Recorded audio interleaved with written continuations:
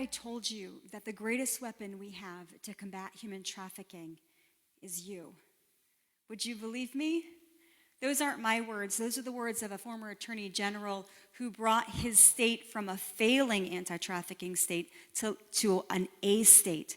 And those are his words, because he recognized no matter how many law enforcement specialists they have, they could not do what you can do. They cannot see what you see. And I raise it one bar. I say, the Spirit of the Sovereign Lord is upon you. He's anointed. For those of you who know Christ as your Savior, He's anointed you to set captives free, like Pastor Matt was saying earlier. This is the problem in our generation. This is our modern day slavery, and we are the solution. In fact, that's why CAN exists. We've packed 35 years experience of doing anti-trafficking, community-based anti-trafficking, to help equip other people, other professionals to do the same. So what we do is we retrofit what's already there, what you do within your profession, the community you already engage. And where nothing exists, we work collaboratively with best practice organizations to create that. Go ahead and turn to the next slide, please. This is one example of that. Isn't it a beautiful place to heal? In 2016 in New Jersey, we worked with Hoving Home and a number of other organizations to make this a reality. Because though they had served the state of New Jersey for over 50 years, a lot of the victims that were being rescued off the streets couldn't leave the state because of parole or custody issues. So this is a resource we need survivors to have access to in every state. And together, we're helping build those resources and get existing quality resources identified as well. By the way, they get over an 80% success rate for victims of human trafficking, for addiction recovery of all kinds. This is a resource you don't have to have insurance to attend. It is a remarkable resource that has been built by volunteers, by people that work, professionals of all kinds, and then also people who donate. Not many organizations donate, but a lot of individuals donate to make programs like this a reality. Go ahead and turn to the next slide, please. So people often ask how it started for me. Like I mentioned, 35 years ago, I had already survived a lot of the kinds of trauma that the victims of human trafficking that we serve do. And from there, in this picture here, I'm a suicidal 12-year-old kid. And in that picture, I'm living in in the valley of Mount Rainier in Washington State, and that's literally the Glacier Water River. And I'm being baptized, but what's interesting there is I experienced from going from suicide to overcoming deep-seated trauma, and I knew if that could happen for me, that could happen for anyone. I didn't know that just yards from that location and months from that moment lived the first victim of human trafficking I would assist. So when I say it happens anywhere, this is a rural community.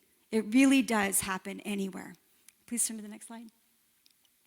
In fact, in the Bible, if you can be a person of faith or not of faith, but it's interesting in the Bible, every time, without exception, when a group of people or an individual led people out of slavery or prevented it in the first place, they were diverse. They were young, old, male, female. They were widows and teenagers. They were Israeli, non-Israeli, but they had one thing in common. God used what was in their hand at the time. And for most of them, it was the tools of their trades. So that is what we're here today to talk about. In fact, we've got panels of experts that are joining us from all over the country to talk about how we have together used the tools of our trades to be part of building a comprehensive response to local human trafficking. Go ahead and turn to the next slide. So what does human trafficking look like? Now, our organization, CAN, mobilizes on 6 categories of human trafficking, modern-day slavery. Today, I'm only going to talk about the 2 that are covered under the federal law. So just by raise of hands, and those of you that are in different locations, you can raise your hands as well. How many of you have actually heard about human trafficking? A lot of us. There have been movies put out over the decades. There have been a lot of information. Some of it has given us a false understanding of what human trafficking is, and some has actually helped us. And so I just wanted to, if you can see this list well, this is an inquiry. And the question is true or false. Human trafficking happens only when? only to the undocumented. Not true. Every single one of these are not true. They're all false. In fact, 83% of the victims of human trafficking in the United States today are our own citizens. And for most of them, it started between the ages of 11 to 14. So that's 5th grade to 9th grade. Now, there are a lot of stats put out there, but I only quote the things that ring true with the service provision that we've done over the years, and I would say that is true. The fact of the matter is we don't know the full impact of what's happening at the border, so we don't know how that is. We know it's affecting our foster care, which is a vulnerable situation. We had testimony in Congress this past year. So we don't know the full impact of what's happening as a result, but we wanted to dispel the myth that it only happens to people outside of America or it only happens to foreign nationals. It really can happen to anyone, anywhere. And in fact, people think, well, you know, an American kid with a cell phone knows to call 911, so clearly they're safe. The fact of the matter is the cell phone becomes a control device. Often, because the trafficker uses it to track, to text, to create meetups for those that they have groomed and lured and entrapped. The chains often aren't physical, but they are often mental, and that usually takes a grooming process. And what it looks like is removing someone from their support system. And then the pressure begins. It looks like abuse, and a moment of kindness. Sleep deprivation, starvation, and a hamburger. So the trafficker isn't just the source of bad, but the source of good. If you want to eat today, if you want to sleep today, then you better do what they say. Then trust forms, and loyalty forms, and even a twisted, codependent kind of love forms. And so those chains are stronger than any other chains that you think of physically. In fact, we see a lot of imagery in anti-trafficking with chains that it gives an incorrect idea that there's physical chains involved. There have been isolated cases, but for the most part, it's not. Another misunderstanding is that it's really easy to identify. It's not. There are a lot of victims that don't know what is happening to them is human trafficking. In fact, we've had people in our recovery home come in for addiction recovery and learn later that they were a victim of human trafficking. So that's why we need to know what it looks like, that we can respond appropriately and safely within our professions because we are the eyes and the ears everywhere. So another idea that is just wrong is that it's mostly foreign national. I want to say that there are so many resources available to those that are undocumented who are victims of human trafficking. We have T visas set aside every year that go unused specific to this population. The national hotline number is connected to law enforcement specialists. Some of them you're going to hear from today. And service provision identified in every state and U.S. territory. You can leave your tips anonymously. You can use that nonprofit hotline that's federally funded to get help. There are a lot of different ways you can use it to your choosing. And so it's a resource for you. So another idea is that awareness of human trafficking will somehow rob a child of their innocence. The opposite is true. Children, youth that have been made aware that I have helped train, have identified human trafficking, created additional resources, helped prevent attempts of traffickers on them, their friends, and their family. So students, you're going to hear from one student in a little bit who have helped pave the way within their public school, within higher education, and in academic studies. It is remarkable what people can do right where they are. We've had high school students be the change factor to get government, federal legislators to change their mind. Not even able to vote yet, but they were the factor. So there is no age where you can't make a difference now in this topic. Go ahead and turn to the next slide, please. So what is human trafficking? Human trafficking is the commercial exploitation of an individual by the use of force, fraud, or coercion. By commercial, it has to be the exchange of money, goods, or services. So people think, oh, you know, we didn't exchange money, so it's not human trafficking. And also, when it comes to prosecuting human trafficking, one of those, force, fraud, or coercion, have to be proven. So sometimes we'll find that a trafficker or a purchaser will be prosecuted under different statutes because there isn't enough evidence to prosecute under the human trafficking statute. But where there is, we're seeing an uptick. We're seeing continued graduation. We're having some survivors. Most survivors never testify against their trafficker. So a lot of times, the evidence that they do have, they can put toward other charges that they can mount up to be basically around the same jail sentence as a human trafficking case. So never look at, well, how many cases in my county or my state of human trafficking? Don't look at that as an indicator of the impact of human trafficking locally, because most never go through that. We're working to change that. You'll hear from leaders in that topic soon, but it's important for us to understand what the law says. And then this has to be proven in every case except for minors and sex trafficking. Force, fraud, and coercion do not have to be proven in that situation. Go and turn to the next slide. So let's talk about what it looks like. Human trafficking comes into two categories within the federal law: sex and labor. They are throughout legal and illegal industries. So the first one we want to talk about today is labor trafficking. Labor trafficking is the #1 form of human trafficking globally. In the US, it's second to sex trafficking. And there's a really cool website. I don't know if you guys can see it where you are, but it says slaveryfootprint.org. And it's an inquiry. And it asks you a bunch of questions, and then when it's finished, it lets you know how many slaves you have working for you. Did you know you have slaves working for you?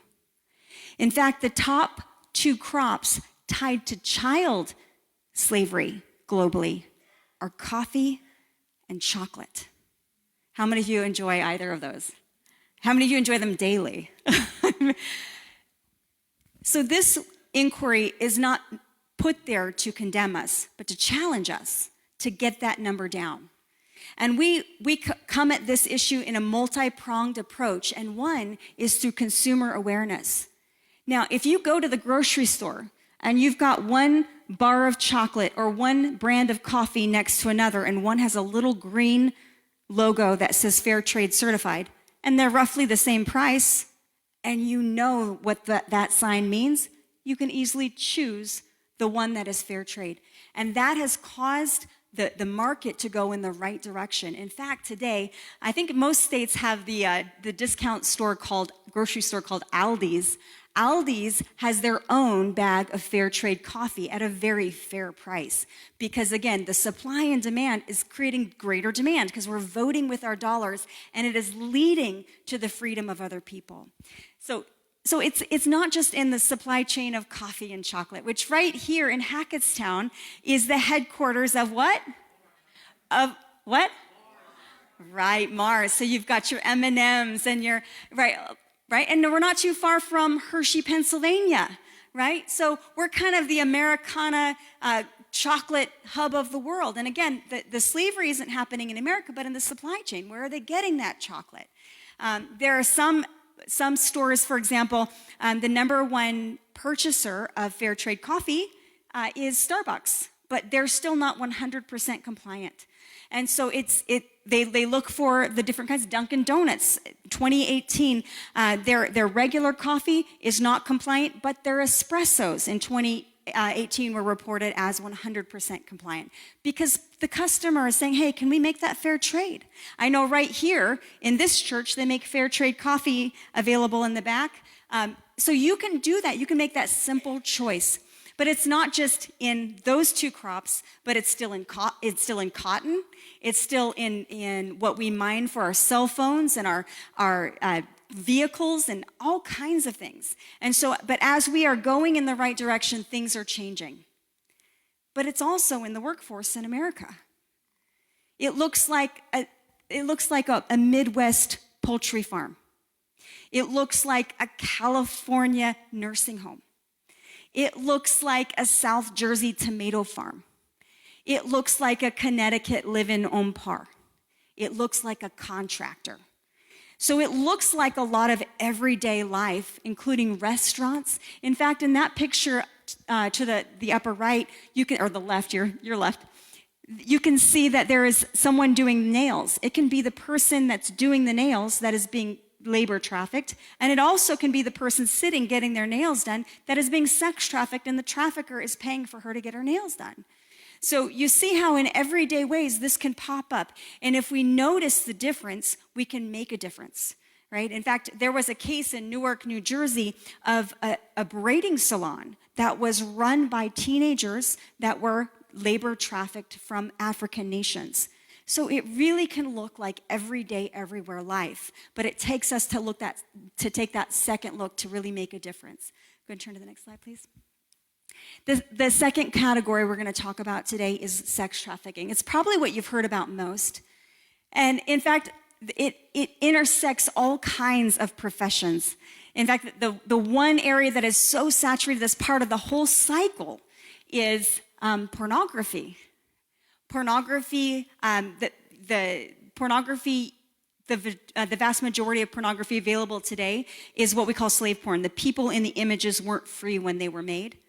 And then it's also the number one tool that traffickers and pedophiles use to lure and groom their victims.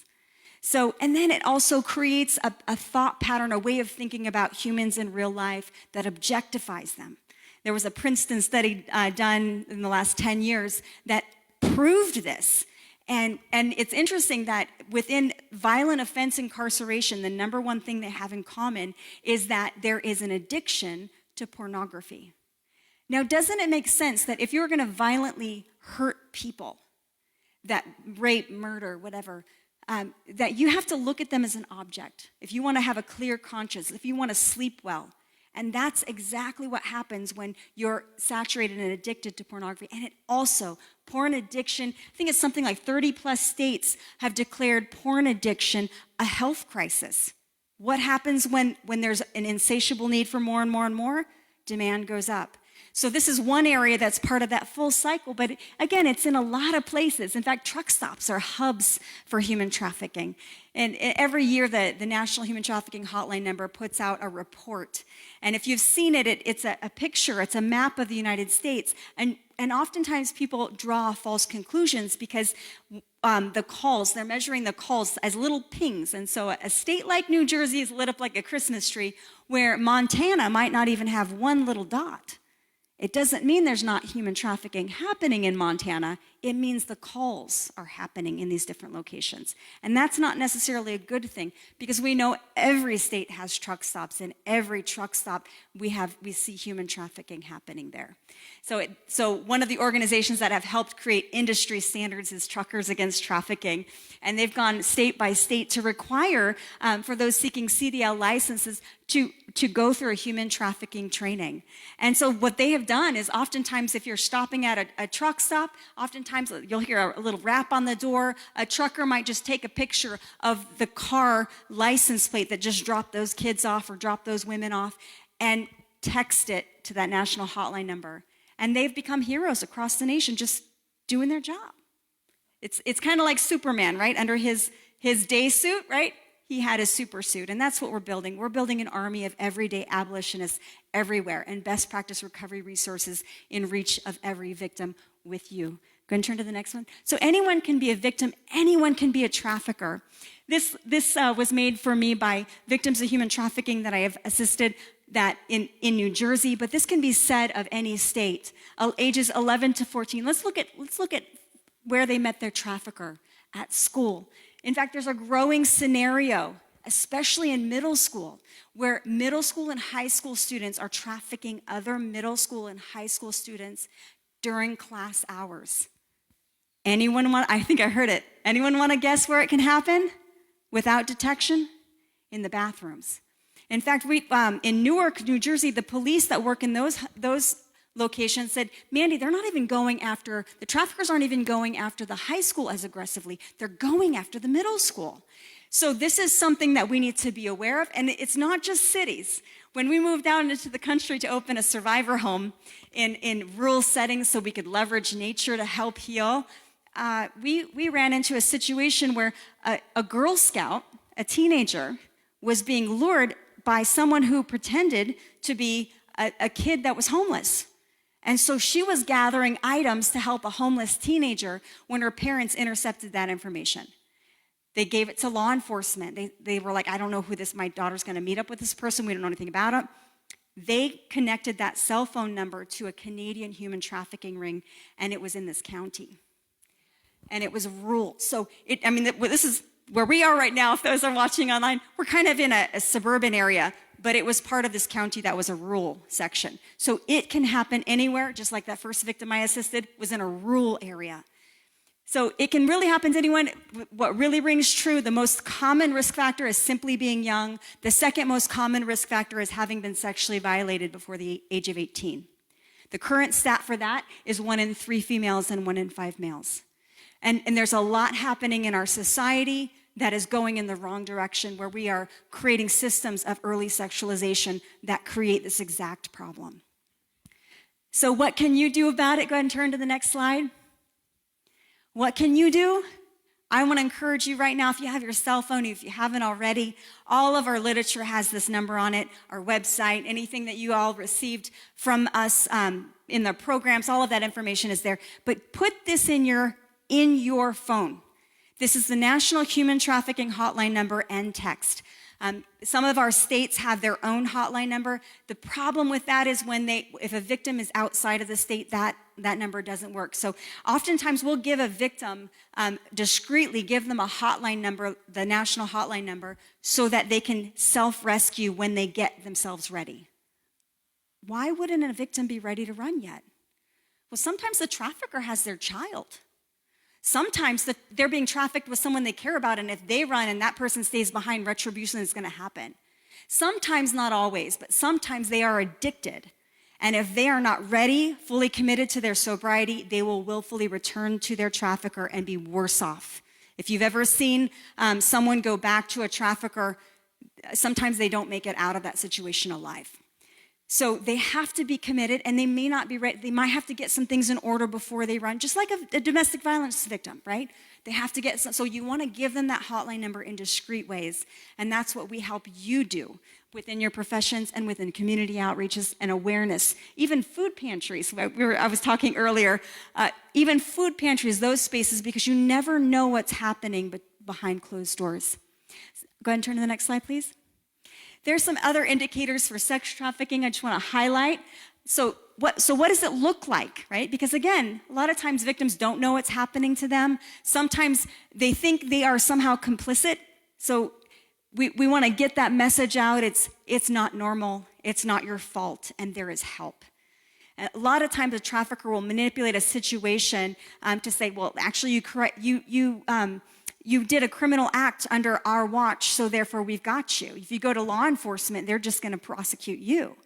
And so we help them understand what's happened to them. Where they become, they've been subjected to that. And in a lot of states, there are resources to help expunge and vacate the offenses that they have done while under the control of a trafficker. So we help get them resources like that, so they don't have to be afraid to reach out and get help.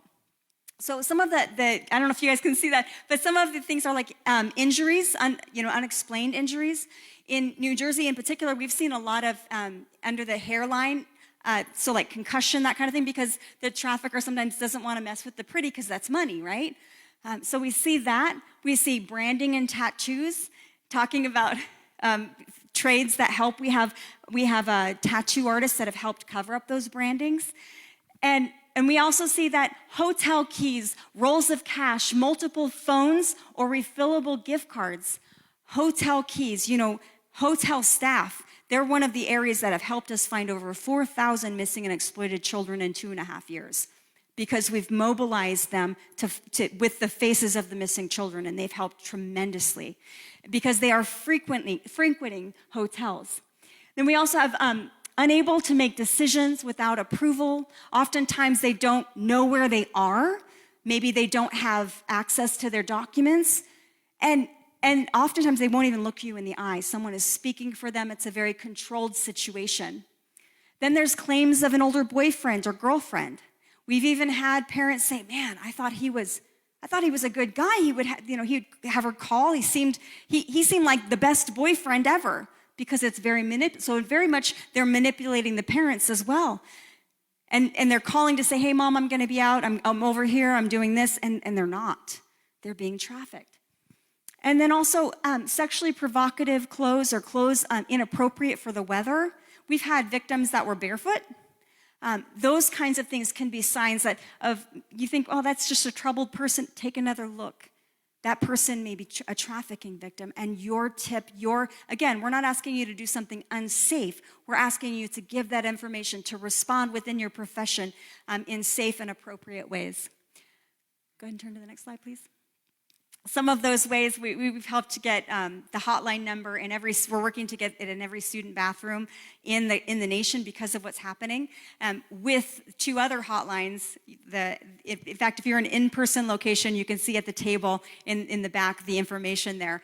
But it has the suicide prevention, cutting prevention, and the human trafficking hotline number, because all 3 of those things are happening in student bathrooms. Go ahead and turn. And the other thing I mentioned, to help be part of the ongoing initiative to help find missing and exploited children. Like I said, we've had organizations, churches, businesses, all kinds of people become part of this ongoing initiative. And we have in the in-person locations, we have Your State Missing Children's poster there. You can take it home, you can pray, you can share it with others, you can post it, you can give it to staff in special places, but there are a lot of things you can do. In fact, check out our social media page at can.abolition, and we give mobilization points all the time. If you're a person of faith, every post is for prayer. And part of that are the updates of who's been found and the progress we're making together, finding missing and exploited children. Go ahead and turn. So right now we have a panel of experts waiting for us. I want to just show you a highlight video of what we've been able to do in just a few short years together.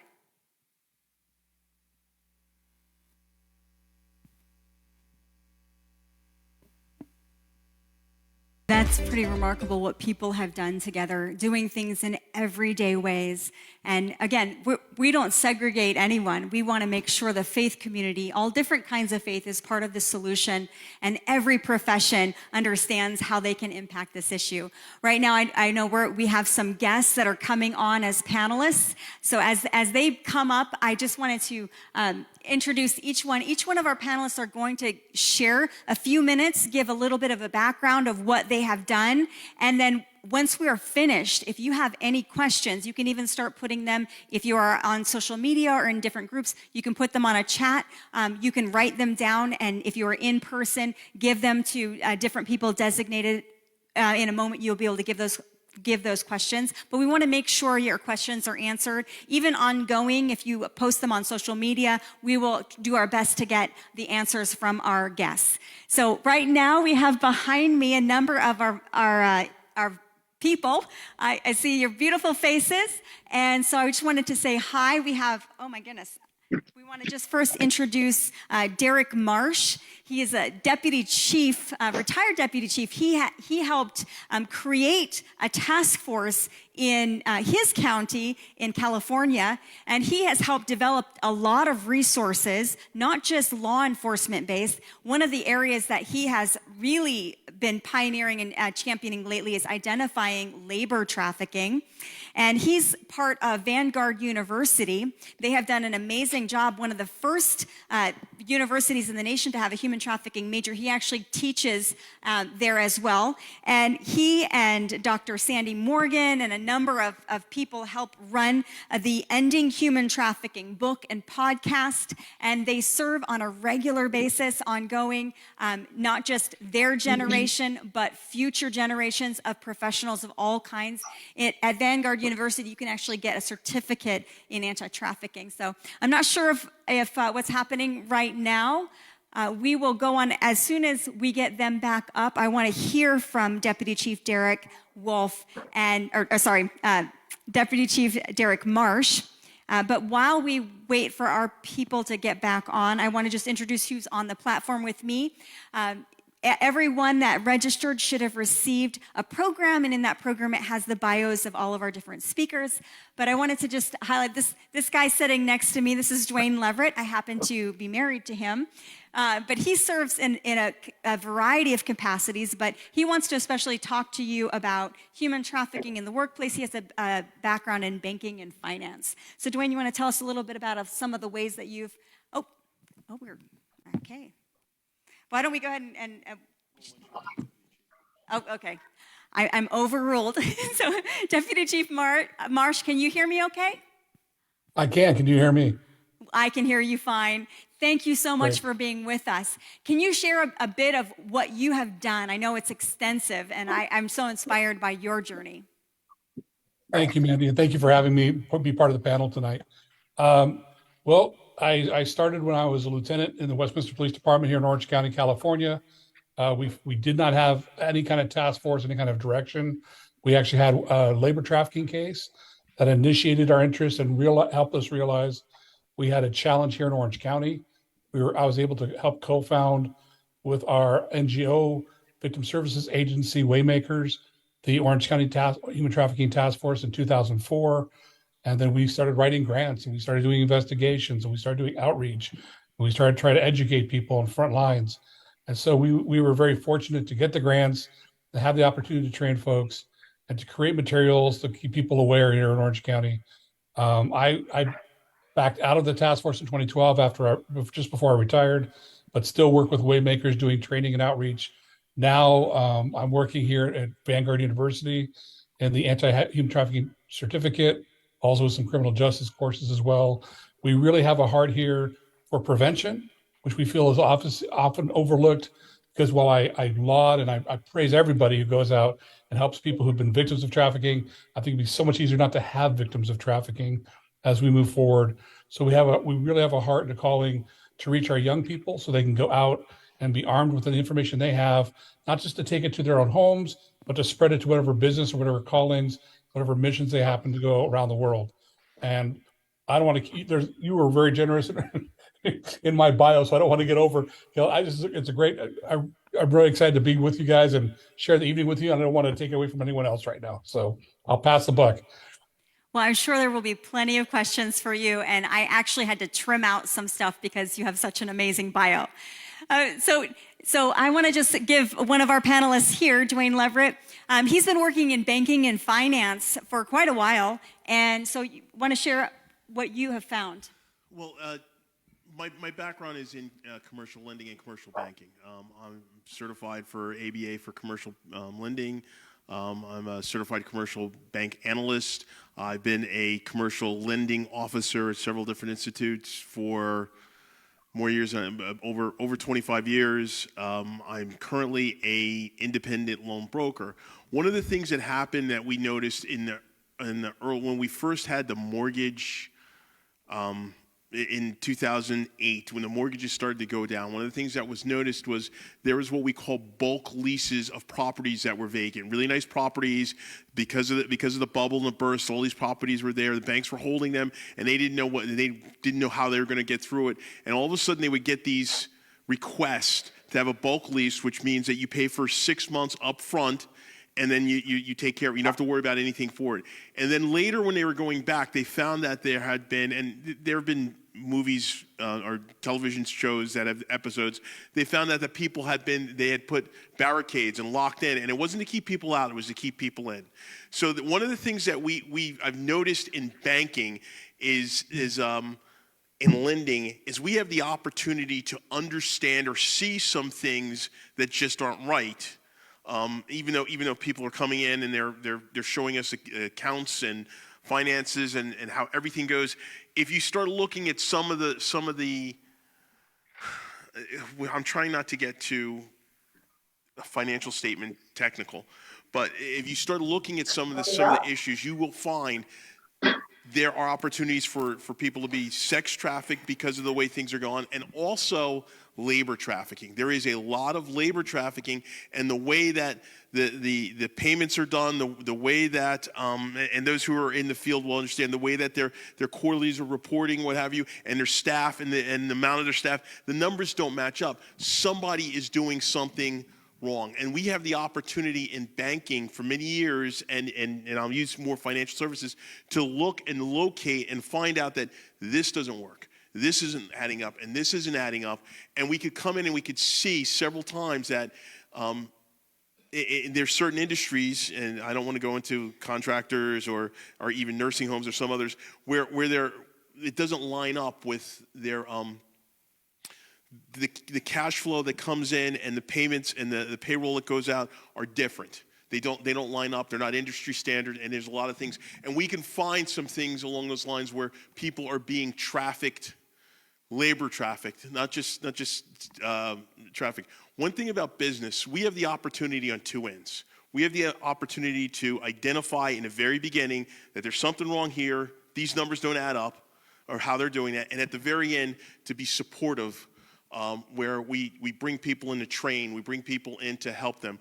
One of the opportunities we have is we're working with an organization that brings folks in to get their financial services licensing, and it starts from there. But you have people who have been trafficked most of their lives, where they started from with their children, whatever, and now they're adults, and they have the opportunity to get licenses. They have the opportunity to move forward and have a substantial income, which is a change to what they've been doing in the past.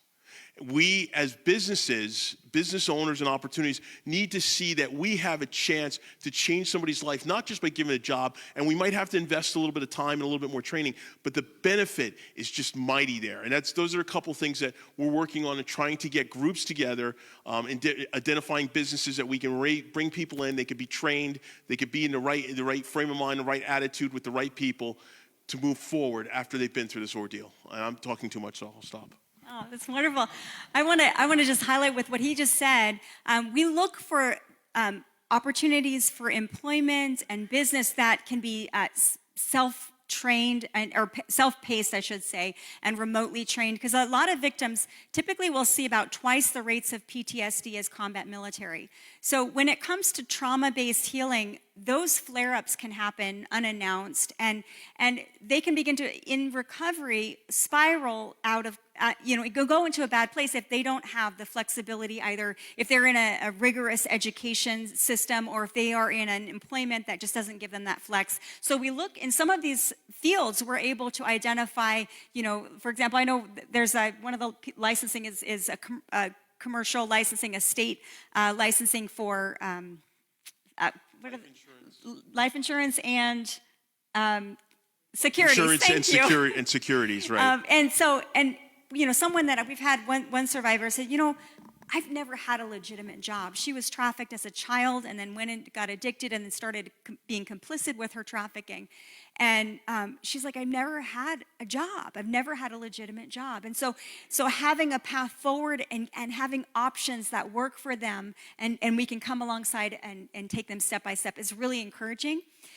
Also, we've helped a national bank create anti-trafficking for every department of their bank, from the fraud department with the purchasing patterns and the purchasing patterns of traffickers and victims, but also in their philanthropic purpose, in their funding purpose, and in their education purpose. Again, sitting with some of the leaders and saying, hey, what would it take to have an entry-level employee? What kind of, how can we create that system while they're in the recovery home and get that moving now? It is remarkable the partnerships we've been able to work together to build, not recreating wheels that exist when it comes to banking. ACAMs is they're a great resource. If you work in banking and finance, you can put some information in the chat and we'll send you some, or go to our canfreedom.org and we'll send you some information about how you can, again, get the practical tools to help build that response through what you do. All right, I think, you hit on one of the areas that I see Sean is up he's with us today. He works in real estate. He's been primarily East Coast. He's way up in Maine now, but you were in Jersey years ago. And just want to hear from you, how has this impacted you and your profession, and what are some things that you've learned? Sure, thanks for having me. So my name is Sean McKillop. I've been a CAN advocate since 2018. originally from Manahawkin, New Jersey. I also spent some time in Long Island, New York, and I moved to Maine in 2019 when I married my wife, who is a lifelong Mainer. And I've been a full-time real estate agent since 2015, first in New Jersey, and I'm still selling up here in Maine. It was actually my profession in retail, though, when I had my first experience with a trafficking incident. About 14 years ago, a former employee who worked for me called me and she said she was in a dangerous situation and asked for me to pick her up. After I picked her up and on the drive to a safe place, she told me her story about how she was trafficked in Philadelphia. And at that time, she was still a minor. And as she was telling me her story, it wasn't that I didn't believe her. The story was just so horrific. I just couldn't comprehend it. And that's back 14 years ago, kind of before the term human trafficking is known today. And well before I had an understanding that this type of thing can happen even here in the States. And then about 10 years ago, I had a similar situation happen with a different employee of mine at another retail store I was managing. I was able to bring this second employee to a safe place, but this is still long before my understanding of what trafficking was. And it wasn't until 2018 when the issue of human trafficking was laid upon my heart, I was able to connect with Mandy, and she reminded me of the story when God asked Moses, "What is in your hand?" Mandy asked me, "How can I use my profession of being a realtor to set captives free?" So since then, I've been bringing awareness to other realtors on how short-term vacation rentals can be used to traffic, just like how hotels can be used in the same way. Where I used to sell homes on Long Beach Island, New Jersey, beach vacation rentals is a big part of the island's economy, and how those rentals are being booked has changed over the years with the rise of sites such as Airbnb, for example. And the privacy that vacation rentals give can really allow trafficking to go unnoticed. So if you're a landlord, maybe consider putting a hotline number on your refrigerator or another noticeable area in the house. During the soap outreach of 2019, we handed out soaps to all the hotels and motels in New Jersey with the hotline number on it. Something discreet where a victim can put that in their pocket so they have access to that number. So just kind of wrap up to all my realtor colleagues out there, anyone who's a landlord, and to all my fellow retail workers, open your eyes and your mind to this issue. Even my ignorance of what trafficking was 14 years ago, God still used me to set his captives free. Thank you. Awesome. Thank you so much. And I know you've also helped to bring awareness to a number of professionals. You've hosted events in your community, not far from the Jersey Shore. And I just want to say thank you to all of those that are on the call or in different rooms today. Congratulations for an event well done. You guys have worked hard to put this together, and you guys have been working hard for a long time building the local abolitionists, all kinds. So thank you so much for what you do. One of the things I want to mention back with what Dwayne was saying is when it comes to human trafficking and the different resources in banking and finance, one of the vulnerabilities can be, debt, accumulated debt. So you feel like you need to just take any job or get additional resources. We don't typically have debt bondage situations with American citizens like you do in other countries or with foreign nationals who are being trafficked in the U.S. But we do have a situation, especially with the economy the way it is, having good sound judgment, getting out of debt, having a pathway forward. I know, Dwayne, you have been helping. One of the financial services aspects is helping people get out of debt. I know you have some seminars coming up throughout the state, and I think even outside of the state, North Carolina is coming up. So if part of that, and also first-time home ownership, home insecurity is a huge issue when it comes to human trafficking. And we have a whole talk we do just on homelessness and how most Americans are just, one injury, one hurricane, one, basic thing away from homelessness. And so for many families, especially young single-parent families, home ownership is a pathway forward into not just creating wealth, but creating security from that vulnerability of homelessness. And so sometimes banking and finance and government programs can help get families into that, a more permanent solution. And so those are some of the resources, again, we don't have to recreate those wheels that exist already, but bring them into the conversation of addressing vulnerabilities. And also, when we mentioned we mentioned hotels, but when it comes to the travel industry especially, they see a lot of things, and one of the industry leaders for airlines is airline ambassadors. Before airlines had their own anti-trafficking trainers, airline ambassadors trained airline workers, just like Laura Soria, who's on our call today. And thank you for joining us. I know you're passionate about this issue. This hits home with you personally, but we want to hear some of those indicators why the travel industry is so important in identifying human trafficking. Okay, I'm Laura Soria. I am a retired flight attendant. I have been working with CAN and Mandy since I think 2015, I want to say. I started getting an interest, and being a flight attendant at that time, I kind of noticed that was something that was a passion in my heart. And I said, you know what, I want to know what the airline is doing. So I remember going to one of my trainings and asking, and they do have training. It's called the Blue Lightning Initiative. And they do have like a little course in modulars, but they didn't go the full extent. And I remember asking a lot of questions and saying, you know, these are our children. These are young ladies and young men that are coming into our planes, that are coming from other countries, being transported over here. And we don't know nothing about how to detect it or how to help them. And, you know, they explained to us that we really can't do much, but if we see something, knowledge is power. And if we see something, and they started showing how to just identify it. And it did happen. I remember on one of my flights, I saw a young girl. She was wearing shorts, real short. And where we were coming from, it wasn't something that she should have been. And I kept looking at her, and she was with an older person, but she wouldn't look at me. And so I went to the back and I told one of the girls, and that's the one thing that they tell us, to share everything and see, you know, because as a flight attendant, you can't be just one person just on that person, because they'll get suspicious and we'll lose something. So I had to go to the other person. I said, can you just follow this? I'm feeling this feeling. And you know, another girl went, and then she gave it to the guys in the front. And then we called the captain and we said, you know, we feel that something is different. But the girl, when one of the guys asked the girl for something, she couldn't respond. The guy that was with her was responding for her. And we were like, okay. And the indicators were there. And we were all like, we feel like this is something that needs to be attention. If it's not something, then it's okay. But we cannot just let this girl off our plane without making a comment, without telling somebody, because that poor girl, we're the only hope she has. Well, we reported it to the pilot. He had the Blue Light Initiative Department and part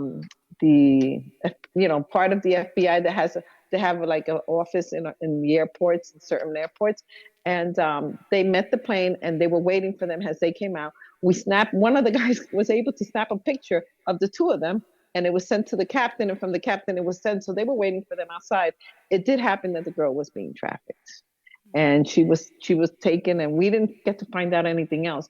But just because we all knew something was going on, and we know that planes are used as a form of transporting the kids from one country to another. You know, they get them on these flights, they get them, and they just, you know, they say, just watch when you see a child that doesn't have a phone. And how many kids you know that are 16 or 17 that don't have phones nowadays? So, but this girl, you know, some of these kids that come on the flight, they have nothing. They have just themselves, not even a backpack, and the person that's with them. And that has helped a lot of flight attendants like learn and be on top of it. Even for young kids, young boys, it has happened. And as part of the group of the flight attendant ambassadors, we all get together. We have like a website, and we all talk and we tell each other new ways that things are changing. So just communicating with one another, just talking and knowing and showing, even because some people don't even think that human trafficking is really in the airlines. Oh no, that's not happening here. And as we start talking about it, and you talk to this one and you talk to the next one, you're making people aware. And if you do that, that's a change that can make a big difference. And that's what we do. We, even as a retired flight attendant right now, when I talk to some of the girls, I say, how's it going? Is training still doing this? Are they doing the modulars? Are we being, you know, you keep asking, because if you slack off, they slack off. And we can't let that happen to our kids or anybody that's being trafficked. So, I'm glad that I've been part of that. And I'm glad that I've been able that through the airlines and through CAN and doing the soap and doing all these things, I've seen so much that I was even able to share with my family. And it's something that's very important to my heart. And you know what? I think together, speaking, talking, even a 2-minute word or something to just make people aware makes a difference. So let's not stop doing what we're doing. It really does. And I love that, again, our plan is to get everything systemic, right? So those industry standards, I mentioned Truckers Against Trafficking earlier, airline ambassadors, and then once, again, or ECPAT USA, which is a hotel industry standard, and then those individual hotels and airlines and trucking companies have also taken initiative to require it on their end as well. So that's ultimately to bring awareness, to get specific. We've done teacher professions it's like teacher conference time. We've done teacher profession specific trainings, all kinds of resources. We do human trafficking trainings in the public schools ongoing. Next, I want to focus on healthcare though. Healthcare is one of those fields that people think, well, yeah, clearly, they're going to see human trafficking. It's one of those I don't have to explain how people are interacting with it. And first of all, we have Imelda. So Imelda, I'm going to just volley it over to you. If you can share a bit about your journey in healthcare and how you've leveraged what you do, both as a healthcare professional and as a minister as well, to do anti-trafficking within those fields. Hi, good evening, everybody. So my name is Imelda Gumeri. I am a State University's nursing faculty. I'm a state hospital nurse practitioner and a church leader in Wayne, New Jersey. So I started my journey back in 2009. I just joined just a seminar at one of the churches that we've been to, and we joined that outreach, SOAP outreach, which is Save Our Adolescents from Prostitution. And then back in 2016, we joined the statewide hotel outreach. And then as an adult nurse practitioner, I do not cover children under 18 years old. And back in the days when I was still in gynecology, I remember hearing the doctor I work with having a patient at the age of 10 with a cervical abnormality that is so abnormal at that age. And then later on, they were talking about that girl who is in the spectrum of neurodivergence, that she was actually communicating with at least 37 older men, through Facebook. I wish I've known about human trafficking then. Maybe I did something different because I saw her once. I heard about her many, many times after that. But to this date, I've not seen her. So I just wonder, like, what happened to that girl? And so that started my journey. I have 2 girls and two boys. And as you know, human trafficking, sex trafficking is not only for girls. It can also be for boys, or actually any age for that matter. So that kind of, I took that seriously. And so sometime in 2019, I believe, my husband and I went to Hoving Home and did some screening for the survivors there. And from then on, every year, our women's ministry in our church, Oasis of Grace Church, have been ministering to them through giving them like little gifts that they would appreciate. And I thank God for our women's ministry. They have adopted the Hoving Home as their community outreach. So at this point, as a healthcare worker, one of the things that I think we should do is that wherever we are, whether we are working in school or in the hospitals, or for me as a faculty member, maybe I should ask, do we have a policy and procedure on how to handle possible victims? And once identified, how are they referred to the appropriate authorities? And programs for reentry once found. Now, if there's none, then that's not the end of the world, right? That is an opportunity for us today to connect our institutions and networks of influence in programs such as this. With that, I would like to introduce to you my very own daughter, Bernadine, who had picked up this Before vision. you get there, Imelda, I wanted you to healthcare is one of those professions. I wanted you to just address HIPAA, that you can't just, report like a regular citizen, right? If you gain information from a client while they're under your health, right, you have certain requirements. Can you explain some of those restrictions and how you can legally report human trafficking in the case of within the healthcare community? I think victims of human trafficking report violation and compliance with HIPAA is not any different whether that person is being trafficked or that person is a victim of domestic violence or elderly abuse, right? The same policy stand. So I think more so what is important is once identified, what's the next step? Do we have a robust system in place in that institution, whether it's in school or in the hospital, where once identified, they will not be lost.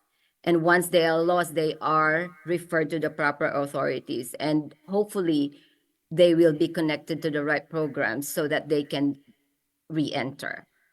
So the ways you can legally report, because we have mandatory reporting. Everyone is a mandatory reporter when it comes to children. So what are some of the ways that you can legally report or be part of that reporting in the case of domestic violence or human trafficking concerning HIPAA? So we actually have, in our institution, we refer them to the social work service, and then they take that on, and they have a system where they will be secluded and then be referred to the proper authorities. Our role as nurses or frontline workers are to identify them and refer them to the social worker and then let them take care of it from then on. Right. So I know we have a slide. I don't think it's ready now. But when it talks about HIPAA, we have to, there are several different situations. If there's an imminent danger, I know you can report. If it's a minor, you have to, of course, report, but you have to disclose that you're a mandatory reporter. And then also, I know that if it's an adult, you can certainly give them the hotline number so they can reach out for help themselves. But then you also can report on their behalf if they request. So if it's a different situation, every hospital system or healthcare situation is different. So you need to know your facilities requirements, your state's requirements, but how you report that, oh, there it is. How you report that is important. But if someone is an adult and they have asked you to report, they give you information, it's better if it's in writing, but it doesn't have to be. You can, as long as it's charted, it's important that you have that to back you up so that if something comes down later, you've done the proper procedure. So I just wanted to highlight that because some people think, oh, I can just report no matter what. No, different professions have different requirements, and we wanted to just take a moment and highlight that. But going into our next guest, Imelda mentioned in 2009, we had Teresa Flores. I actually had her come out to our church. We were having a human trafficking event because she hadn't started the SOAP project. She hadn't even launched it or shared that vision yet. And because we had all the right people in the room, we helped her launch that. So you may have heard of the SOAP project going forward, but that all kind of came together in that room in Wayne, New Jersey at Calvary Temple in that gym. And what's crazy about that is not only did we help launch that right there, but I had her come in because I wanted to video. She hadn't gotten her story videoed yet, and I wanted to video her story because she was trafficked while living a normal life at home. She'd go to school every day. She lived in a nice, home with a mom and a dad and everything. And her story is exactly how it can happen to anyone's kids. And there was back in 2009, there was such denial. I needed those kinds of stories that we tend to look at people and say, well, that happens to those kind of people.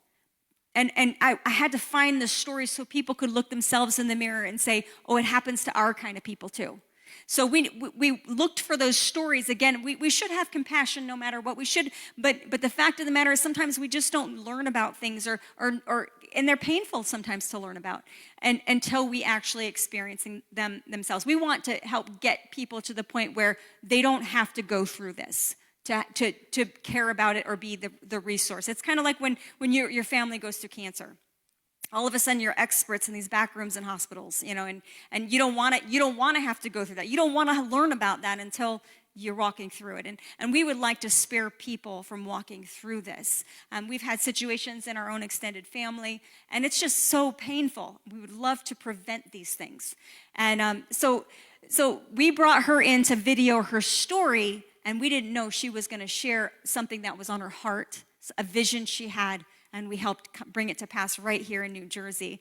And then 10 years later, we led the first statewide hotel outreach in the nation, which has a search and rescue for missing and exploited children involved. And so you guys were part of that. And Bernadine, your journey kind of goes way back to 2009, and you were just a young kiddo. Can you tell us about your journey and how you are, what you're doing now, and how that has all come together?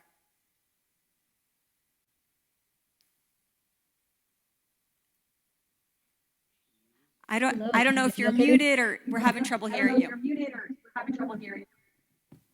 How about now? Good. Okay, we're going to. No, my mic is off. I hear you good. If you can go on. Sorry, just fixing this up. Okay, can you hear me echoing in the back or no? No, it's gone away now. Okay. So, hello, my name is Bernadine Gimmery. I am the daughter of Imelda, and I'm a recent graduate from Montclair State University. I'm pre-med, and I'm currently a senior emergency medicine research associate. So, I remember Sean was talking about how it was in Exodus, God was telling Moses, asking him, what is in your hand? And you know what was in my hand in junior year of high school in 2018? A duct tape. And I used that as a community service project in my social studies class to raise awareness and money for CAN. And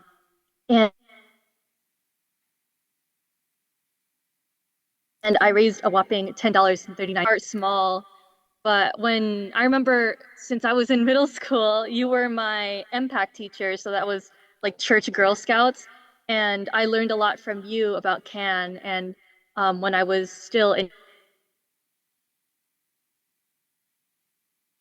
Calvary, about ways that you are in your hand right now, regardless of your age, to instill change. Bernadine, can I just pause for a second? I don't know. Can you hear me okay? You're there. I think you're having Wi-Fi connections issues. Can you switch with your mom? I know you're in the same building. Is that possible?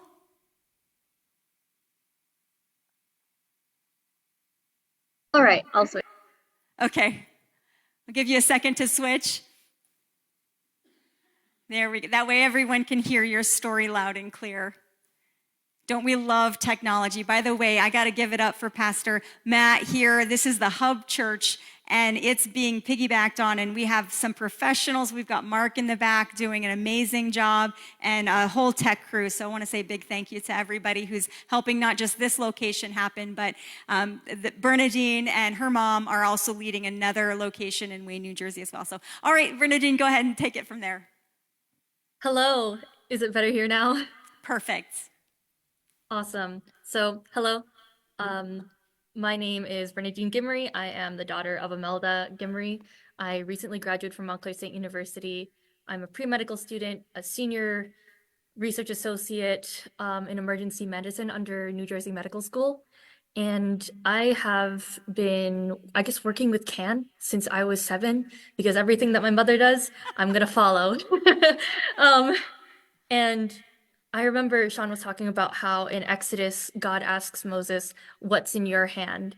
And in my hand, in the ripe old age of 17 or 16 in 2018, in junior year of high school, I had a cardboard box, pink construction paper, and duct tape. And I used that to create a Barbie doll box as part of a fundraiser for an event that was inspired by, as we saw in the video, you put your children in a cardboard box to show them commodification of humans, of people, especially young girls and young children in sex trafficking.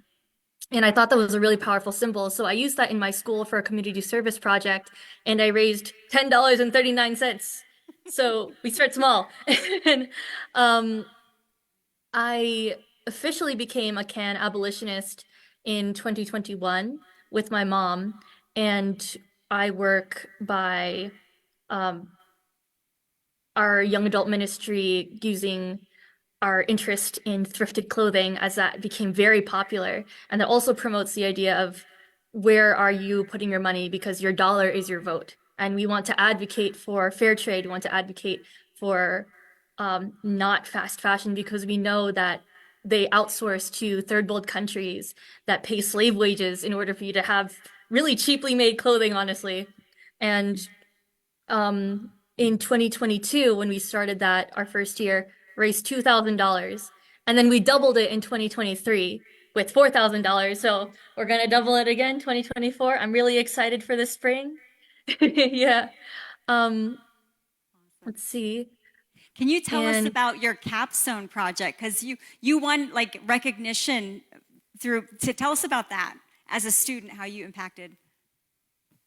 oh, yes. So, in 2021, I made my medical humanities capstone project titled Improving Human Trafficking Interventions in the Emergency Department Through Protocol Implementation and Education. So this project was presented at the Indianapolis University, Purdue, in 2023, in March of 2023.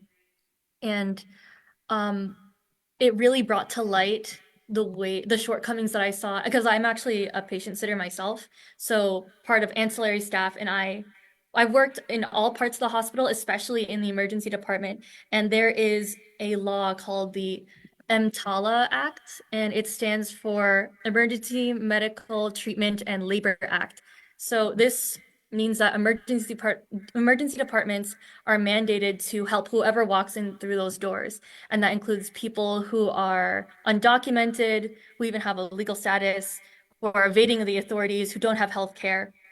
And we know that those people who are at risk of being trafficked are those who are foreign nationals. And a lot of, especially where I work, which I don't think I should disclose. So, but I'll just say that it does have a lot of people who are coming in from Latin America who don't speak English, who are trying to make a life for themselves, and they're using the emergency department as their primary care.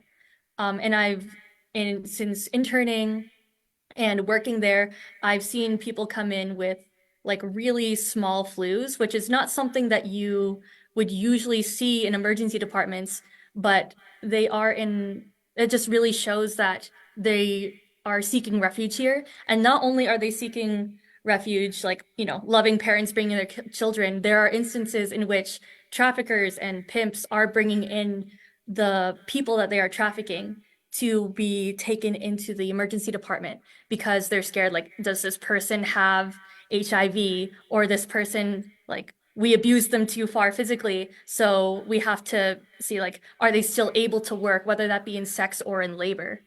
And in doing the study, I brought to light a lot of the issues that even my own peers and even my own professors were not aware of, going on in the realm of trafficking and how close to home it really happens. Because often people think it's like, it's not people, as you said, that look like us or are in like middle class communities, but people are getting trafficked out of their middle school, out of their high schools, by their peers, by their families. And it's really disheartening. And I submitted my, what's it called? My abstract for that project, or that capstone, to the Purdue University in Indianapolis, and I was accepted, and I was able to share it there, amongst other people who were master's students, people who are medical students, even professionals in their field, and I was able to connect with them, and have really engaging conversations with them and be able to even educate people who are professionals in their field on things that they were not aware of. And what was that?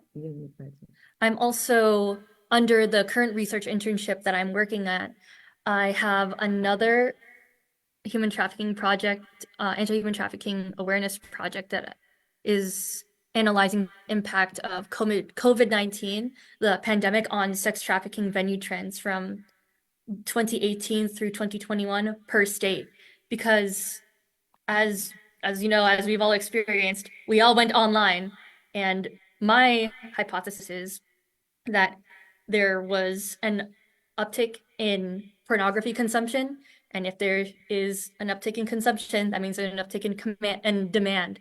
And that would also mean that people are likely going to turn to the production of pornography, whether that be recruiting young people online, because people are going, especially children and their parents being busy working from home, or sometimes being unemployed, they're not monitoring their kids and what they're consuming.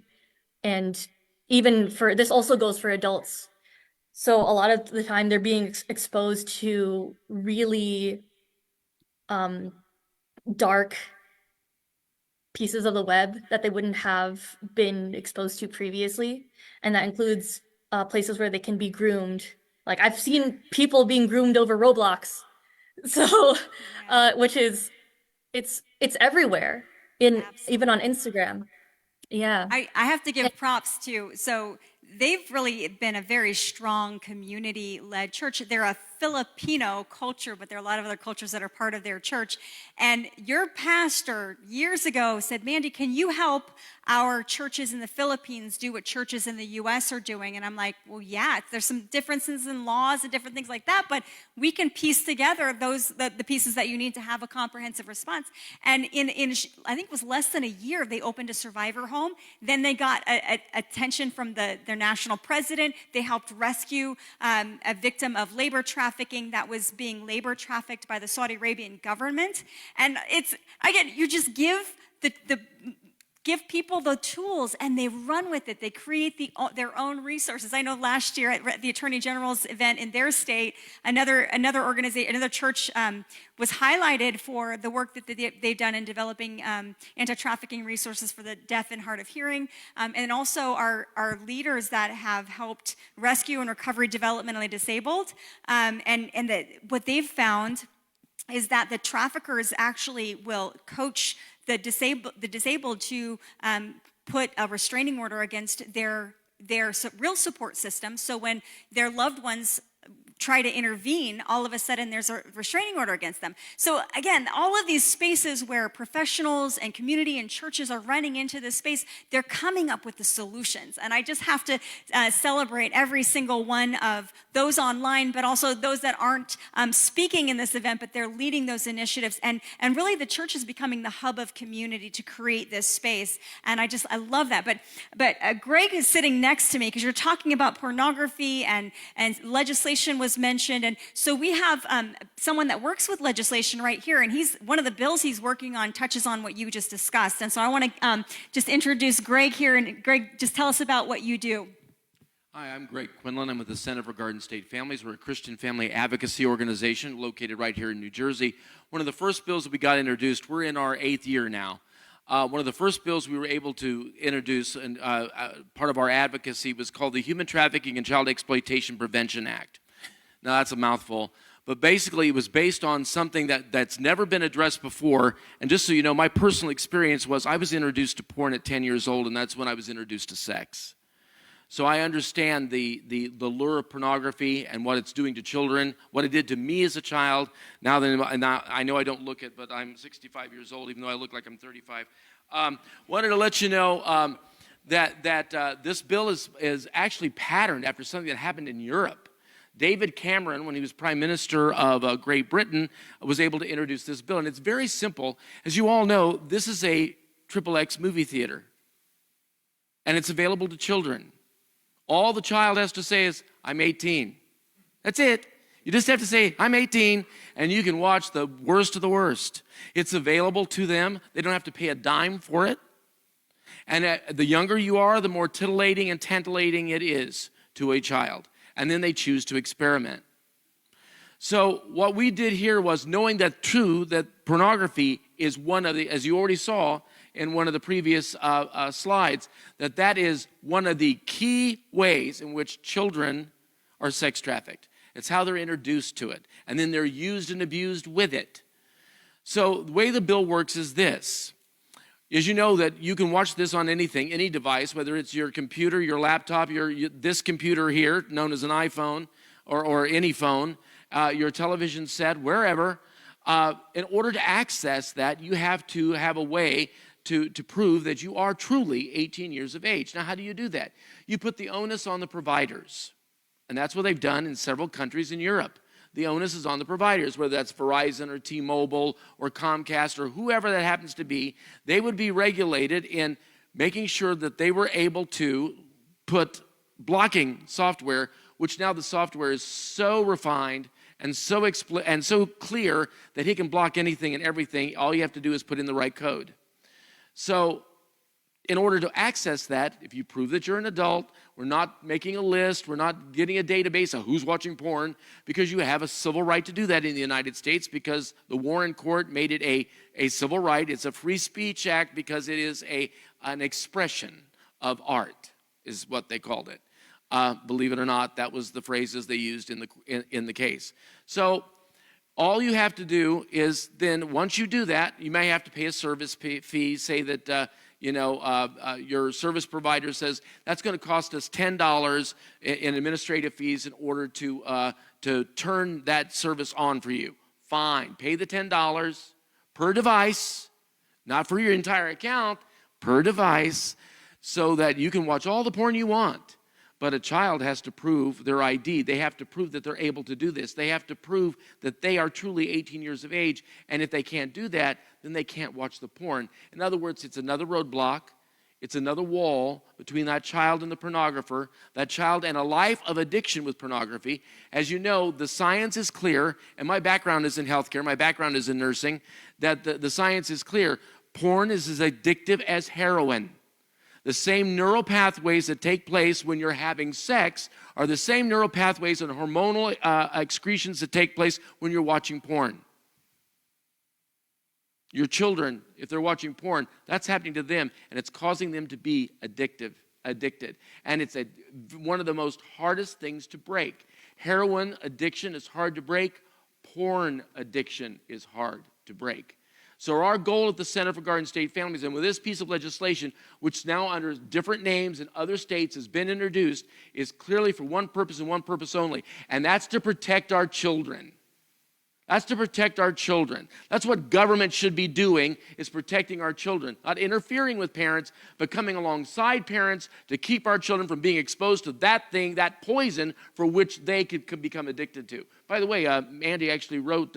this was years ago. You actually typed it out and finished it in the car on your laptop, an article about porn is poison that we published on our website.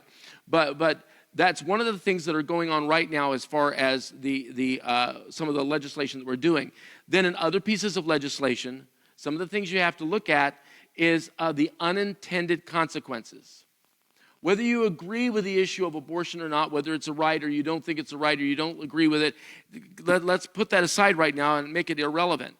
Because there's a piece of legislation in this state, and there's a couple of other states that are pushing it through too, where you as a taxpayer will pay for every abortion. No questions asked, no matter where the person comes from to get that abortion, say here in New Jersey. Here's the problem with that. You see, as you know, human trafficking, human sex trafficking is a cash business. You don't use your credit card. You don't write a check. You pay with cash. You pay with the Benjamins, as they say it. So when you do that, it's a cash business, right? So there's this annoying problem in human trafficking circles among these children, is that sometimes they get pregnant. You might pay a little extra not to wear a condom, not to have protection. So how do you take care of this pregnancy problem? You find a provider and have an abortion. By the way, is not that victim of human trafficking further exploited with this this surgical procedure, this invasive surgical procedure? So you pay for it, and this person has the abortion, and the human traffickers paid for it out of pocket. Now should this legislation pass, you in the state of New Jersey will be paying with your tax dollars, subsidizing that human trafficker.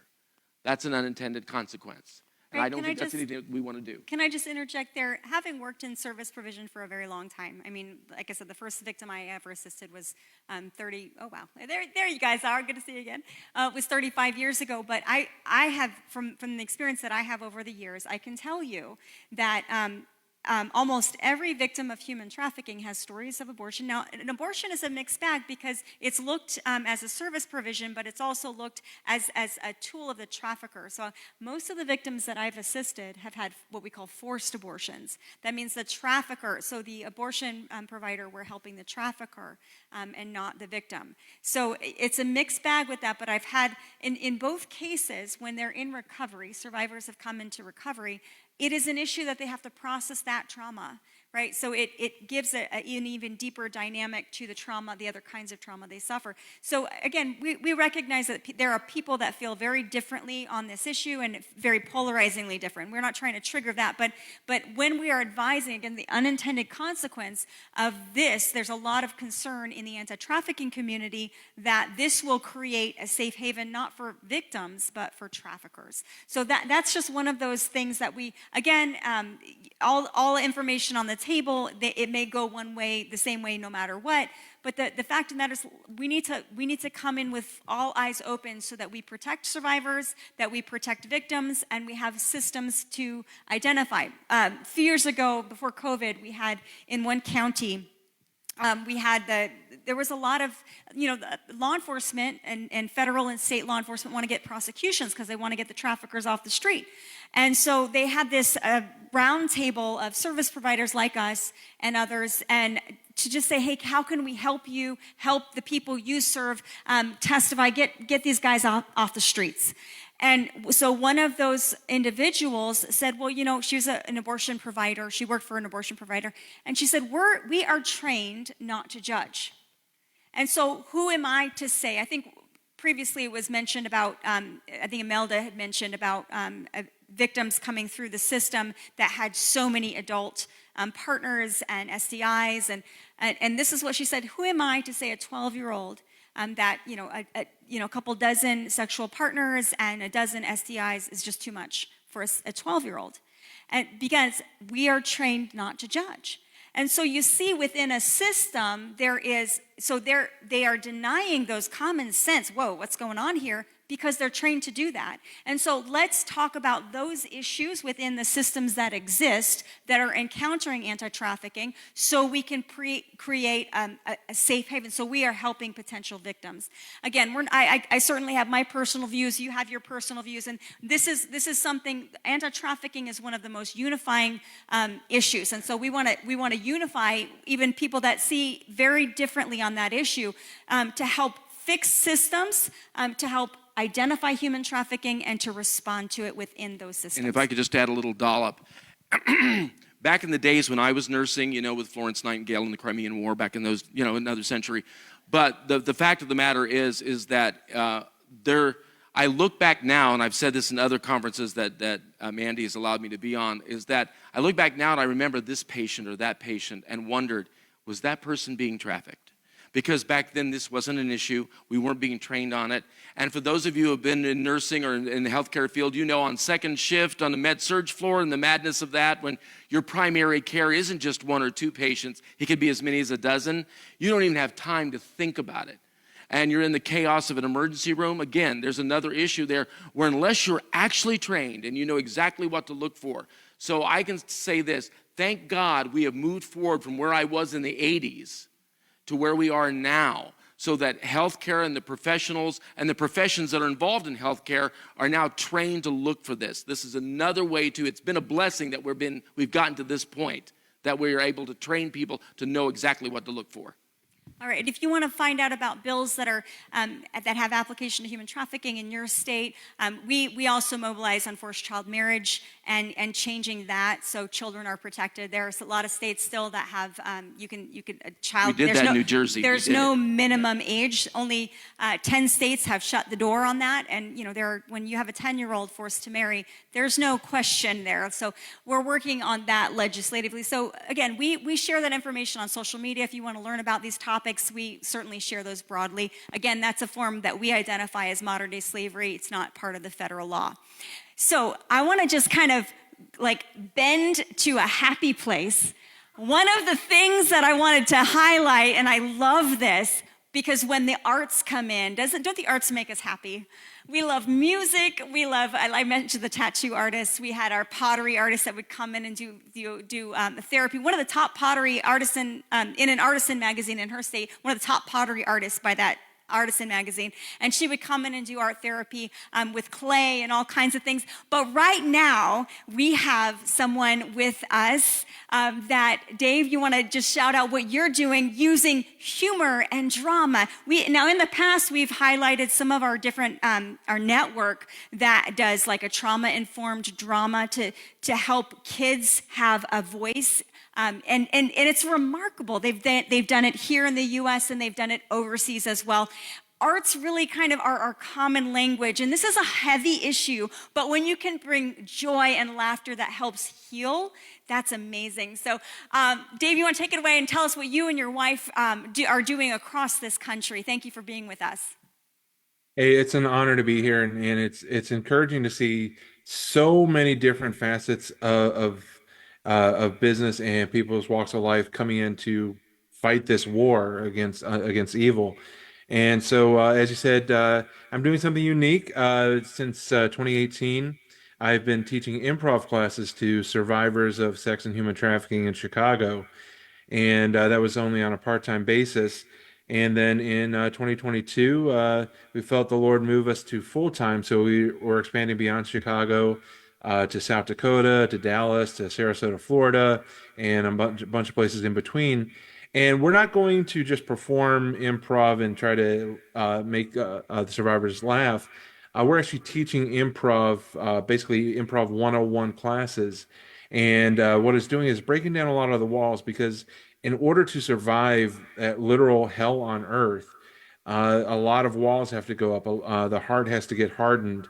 Parts of their personality have to be stifled in order just to make it, because sometimes hope can be very dangerous, and I've, in my experience, survivors have just put up those walls. Now, when we come in, we encourage them to participate in silly improv games, silly name games. There's a game that I love called Bippity Bippity Bop, and if everybody there in the church can say it with me, Bippity Bippity Bop. Bippity bop.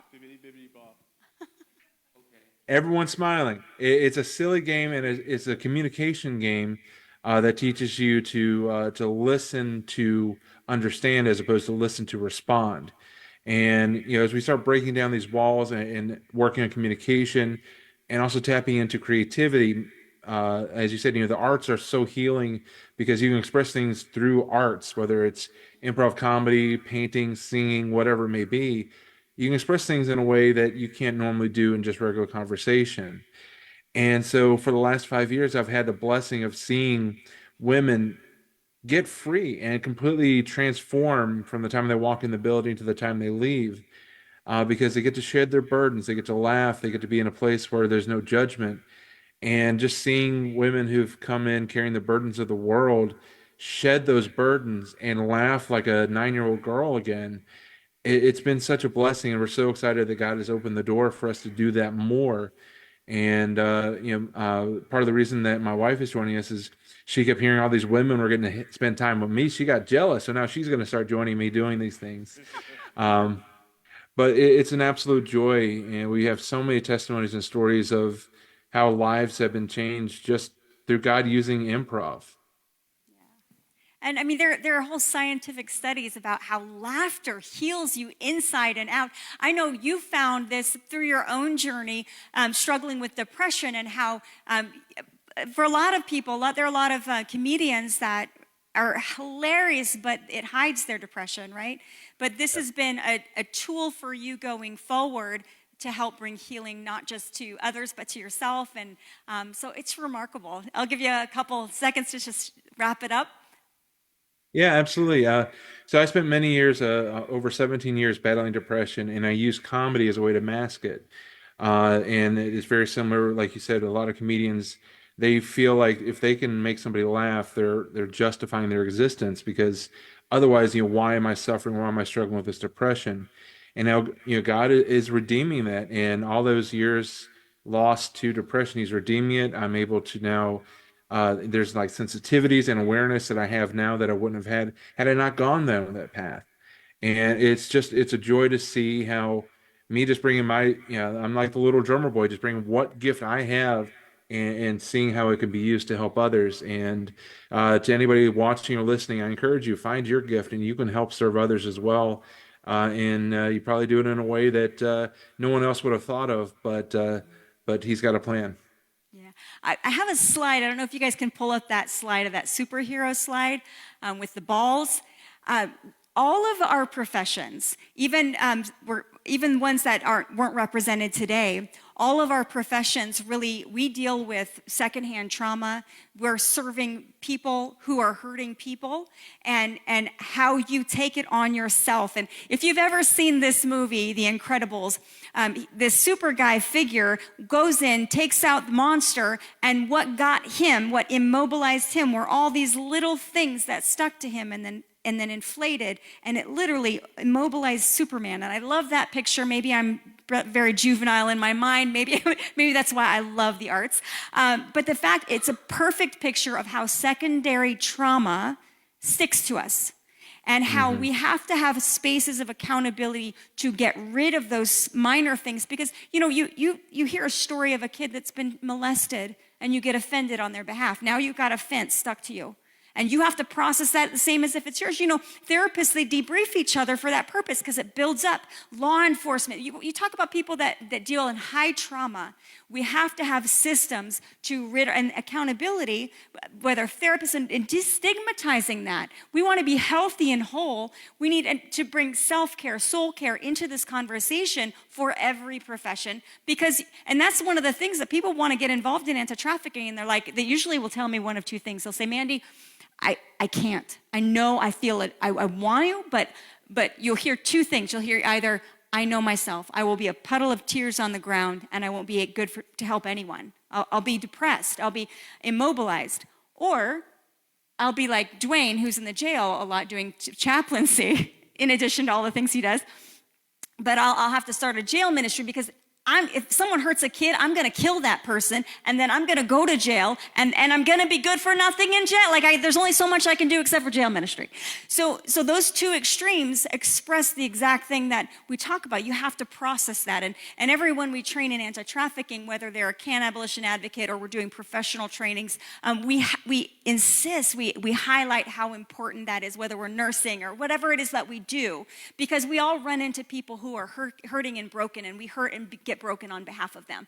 And we're compassionate, but we also have to be self-aware. And so that's one of the issues that we address proactively. I know that in first responders, for example, a lot of times there's high divorce rates and all these things that are really directly impacted by the trauma that we're facing. So just wanted to highlight that. And Pastor Matt, talking about superheroes, if you guys were part of our statewide hotel outreach, he was the guy that made the video in the Superman suit, and it is my favorite video to this day. I'm going to put it back on social media so those that are watching can watch it. But talking about, as a pastor, how you've come into human trafficking, how you've identified it, how you've used what you do professionally to help build that response. Can you speak to that for a few minutes? Bippity, bippity bop. It works. It works. Thank you very much. So first of all, Mandy, thank you so much. As a pastor, you've heard this 3 or 4 times tonight. What's in your hand? Use what's in your hand.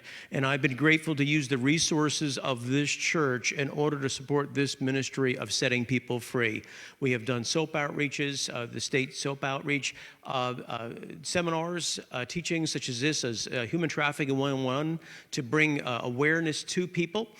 2 very quick stories for you. When I was pastoring my first church in Middlesex, New Jersey. Greg, you were only 14 at the time, I know. And so we had a young lady who had been a customs agent. Mandy, like you said, sometimes it's not people we'd even imagine would get caught up in this. She was a customs agent in Hyderabad, India, and an American man came, romanced her, married her, brought her back to the States, and she was locked in a house for over a year in human trafficking. We had dropped a flyer in the mailbox, and she saw that, or in the mail slot, she saw that, and she showed up at the church, and she told me her story, and frankly, I couldn't even believe her and her story. I made a couple of phone calls. To make a very long story short or longer, depending on how you look at it, we had a family that took her in. She could not go back. She was afraid for her life. This man actually used the INS and her status of citizenship against her. She could not go back to India. Her family had rejected her. And so nevertheless, we were able to get a hold of an organization, some advocates to help her. We helped her with her citizenship. We helped her to also get over what had happened to her with the trafficking. She was able to get some training. Today, that woman is the vice president of a bank here in New Jersey. And I want to encourage you that there is life after this. If someone will just open their mouth, if someone will just do something and say it's none of my business. The second thing, second story. Mandy, I know this is the one that you asked me to talk about, and I really feel this relates to all of us. I was at the Rockaway Mall, and I was just studying for a sermon a couple years ago, and I was at the local Starbucks, and there was a young lady in front of me, and her phone just kept going blip, blip, blip, and it's like someone was harassing her on her phone. I saw the pain in her face, and she's responding. Every time she goes to put the phone back, it makes another noise. It rang. She wouldn't pick it up. And I looked over her, she looked at me, and her eyes went up in her head, and she literally fell into my arms. Talk about God sending you someone, right? I mean, literally fell into my arms. And so I sort of dragged her over to a table, and we were on the line at that point, and the woman behind the counter got some orange juice, and we tried to revive her, and she revived, and I'm trying to talk to her. She didn't speak English. Thank God for the Google Translator. I used Google Translator on my phone, and we began to talk back and forth, and she said, well, I'm ashamed of what I've done. And as we went on, she had a family back, I believe it was Peru, I think it was, if I'm not mistaken, what country was in South America. And anyway, make a long story short, as we continued to talk, two men showed up, and they kept the distance, and they were a little further away, and I finally said to her, are you being trafficked? And she just looked at me, and she looked down at her phone, and she looked out, and I didn't notice it the first time, and I asked her a second time, are you being trafficked? She looked at me, and she looked over, and I saw those two men standing over there, and she would not answer my question. And I said, do you want help? And she would not answer that question. The two men came over and they said, oh, that's where you are. We were worried about you. I said, well, she passed out. We've helped her. Well, we'll take it from here. They would not let her talk. They would not let her respond. They were doing all the responding for her. And so it seemed to be, based on what we had talked about and what we had seen in our last 101 that we went through, I think this woman's being trafficked. And so one of the resources we had was Kayla Munez of the FBI. We called Kayla up. Kayla came in and they investigated it, and they said, sure enough, she is being trafficked. The sad part of this is there was very little they could do about it because she was not willing to talk at all. She said she has every sign of being trafficked, but there's very little we can do. But they identified a business that was doing trafficking. And so I still feel there was something that we were able to do that was positive. You never know where you may run into someone or someone who may run into you or literally fall into your arms. And you never know what you can do to help someone who might be being trafficked. Thank you so much. I want to, as we get ready to ask some questions or receive questions for our guest speakers, I wanted to highlight something that wasn't, so if you have any questions, you have something to write it down, or you're ready. I know we have, in this house, we have someone with a microphone where you are. I just want to get our teams ready to receive questions. One of the things that, talking about airlines, we've actually had airlines on the flip side help give donations, helping survivors get home. We had a situation with a Southern Missouri victim came to lured in by a fake fiance, came into our local airport, and then we had to get her home. And we work with also the airlines to help get her home. So again, not just identifying victimhood, but using your profession to help recover resources and recover victims of human trafficking. And one of the things, as we go into our question, I want to highlight Deputy Chief Marsh, he is part of a webinar really that talks about human trafficking, and one of the things that was highlighted was a University of California study that was survivor informed and identified 6 categories of human trafficking need, and survivors were answering, what do I need to overcome human trafficking? What is the most important thing? And of those 6 categories, they were things like safety, security, housing, food, those kinds of things. Do you know what was number 1? Number 1 that the survivors said, number 1, what we need is employment, education, and income. And, you know, we had already scheduled, when that study was reported this summer, we had already scheduled this event focusing on what we do, and part of that is bringing survivors employment opportunities. So the timeliness of this conversation is confirmed by academic studies at University of California. I love that. I was shocked that was it. I figured housing and security, and most people do, but it was a means to self-support. And that makes sense, right? Because human trafficking recovery isn't a small thing. It's a lifetime, right? And so you need a pathway forward so you're not in a vulnerable situation again. And so with that, I want to just invite our different communities. We've got some online questions, and we've got some questions in the audience. If you're here in the audience or there in an audience, make sure you raise your hand if you have a question, and we will field all questions that we can. And then if the speaker that you're addressing is no longer on the call, we'll make sure that we get that question to them. And on social media, where we're sharing this as well, we will continue to answer those questions. So no question is too little. So what do we have as far as questions so far? So our first question is, our first question is, as a staff member in an elementary public school, what can I do? Staff member in an elementary school. Anyone want to hit at that one first? We didn't have educators, but I think that Deputy Marsh might have something to say about that. Go ahead. Thanks, Mandy. I think if you're working at a school, you're obviously a primary reporter. You don't have a choice. You can't make a promise. You're not going to disclose what was disclosed to you. You have to think of the child's well-being over what they consider what their well-being may or may not be. The best idea is if you have a task force, to contact the task force contact, because they'll have more understanding what trafficking is and is not, and how to approach it with a victim-centered, trauma-informed approach as far as interviewing or interacting with the child. If you don't feel comfortable with law enforcement initially, another way of looking at it is you can go to your local victim services agencies, and almost all of them have some kind of human trafficking support as well. So from a police perspective, I'd love it if you called us, but I understand how sometimes victims can be overwhelmed when somebody walks in the door with the guns and the vests and the whole 9 yards. So it may not be the best first approach to make. Awesome.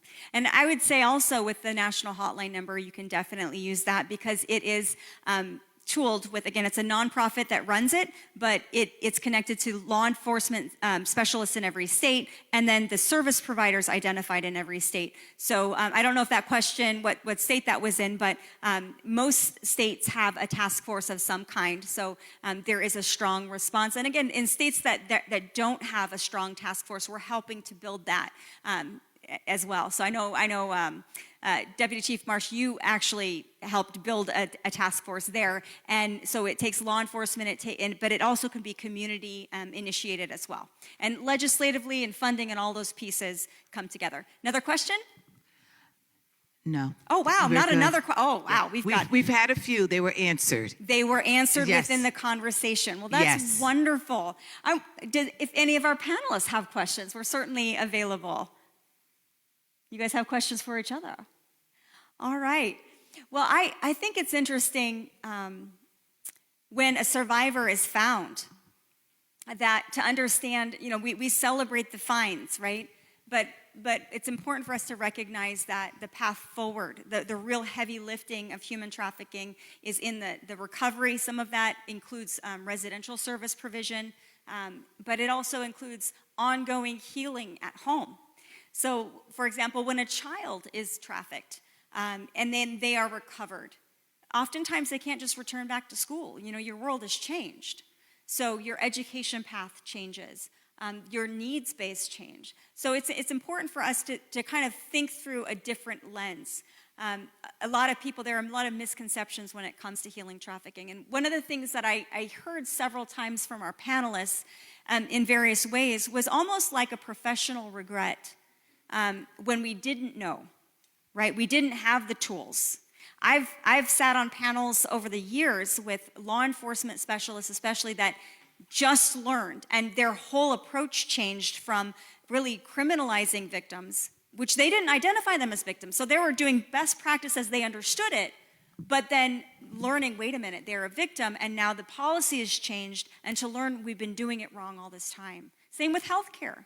We've had situations where survivors have straight up said, this happened to me in the hospital, and the testimony of nothing was gathered because everything was botched in that situation. Again, we've come a long way, like was mentioned, but there is that sense of, nobody wants to feel like they did a bad job. Everybody goes to work to feel heroic, not to feel heroic, but you want to have purpose and meaning in your life, and you want to do good in this world, and to think, we were doing it wrong, right? And so there's a lot of that, and so we need to give each other grace. That wasn't intentional, right? That was a professional, lack of a victim-centered approach and a survivor-informed approach. And so as we are learning, right, legislation is changing, our responses are changing. So maybe some of our prejudices about certain kinds of people are changing. Like the hospital situation with the teenager I mentioned. She'd been drugged and sold states away, and she'd just been rescued, and she was out of her mind, and she was traumatized, but she had also been forcibly taken drugs because the drugs can be a chemical restraint, and they also can be a use of control. And so the hospital staff that she ran into just looked at her like, what a waste, another 16-year-old druggie. And here, they had no idea what she went through. They didn't take her seriously, and she wasn't in a situation where she could have safely responded. So again, we want to do well with what we have. Did I see a hand back there? Pastor Mandy, we do have another question. Okay. Tori's going to. Keep them coming in. What are your opinions with massage parlors? I would imagine women are trafficked as therapists. ? So I know I'm going to let the law enforcement answer this, but I will throw in a 2 cents here. One of the things that we've been able to do with municipalities, so when we're talking about the brothel situation in the local strip mall, and everybody knows what's going on, but nothing's being done about it. A lot of times there's not enough information to be actionable and prosecutable. A lot of times those are groups of foreign nationals that can't get that information out. And so a very unique situation. So one of the things we've been able to help municipal leaders do is build a response based on, if you can't prosecute, well, maybe you can create fire codes and health codes that make it prohibitive for them to operate in your municipality. And the more municipalities that we do that with, then it helps really eliminate that municipality after municipality. So an example of that would be like a sink per bed, right? Or a sink per table, right? That would make sense in a spa, but it becomes prohibitive financially in a brothel situation. So I'm going to let the law enforcement, let Derek go ahead and take that one, because I know you have a lot of perspective on that. Yeah, we had in our city, we had a high Asian population. 38% of our 90,000 people were Asian, predominantly Vietnamese, and massage parlors were a major problem for us, a challenge. We just lost you. I don't know if you can hear me, but we're going to try to get you back up in just a second. Okay. Yeah, there we go. There we go. Got me You're back? back, Derek. Yeah, appreciate you. All right. Sorry about that. No worries. So anyway, we had lots of massage parlor cases. And number one, I want to say not all massage parlors are human trafficking dens of evil or anything like that.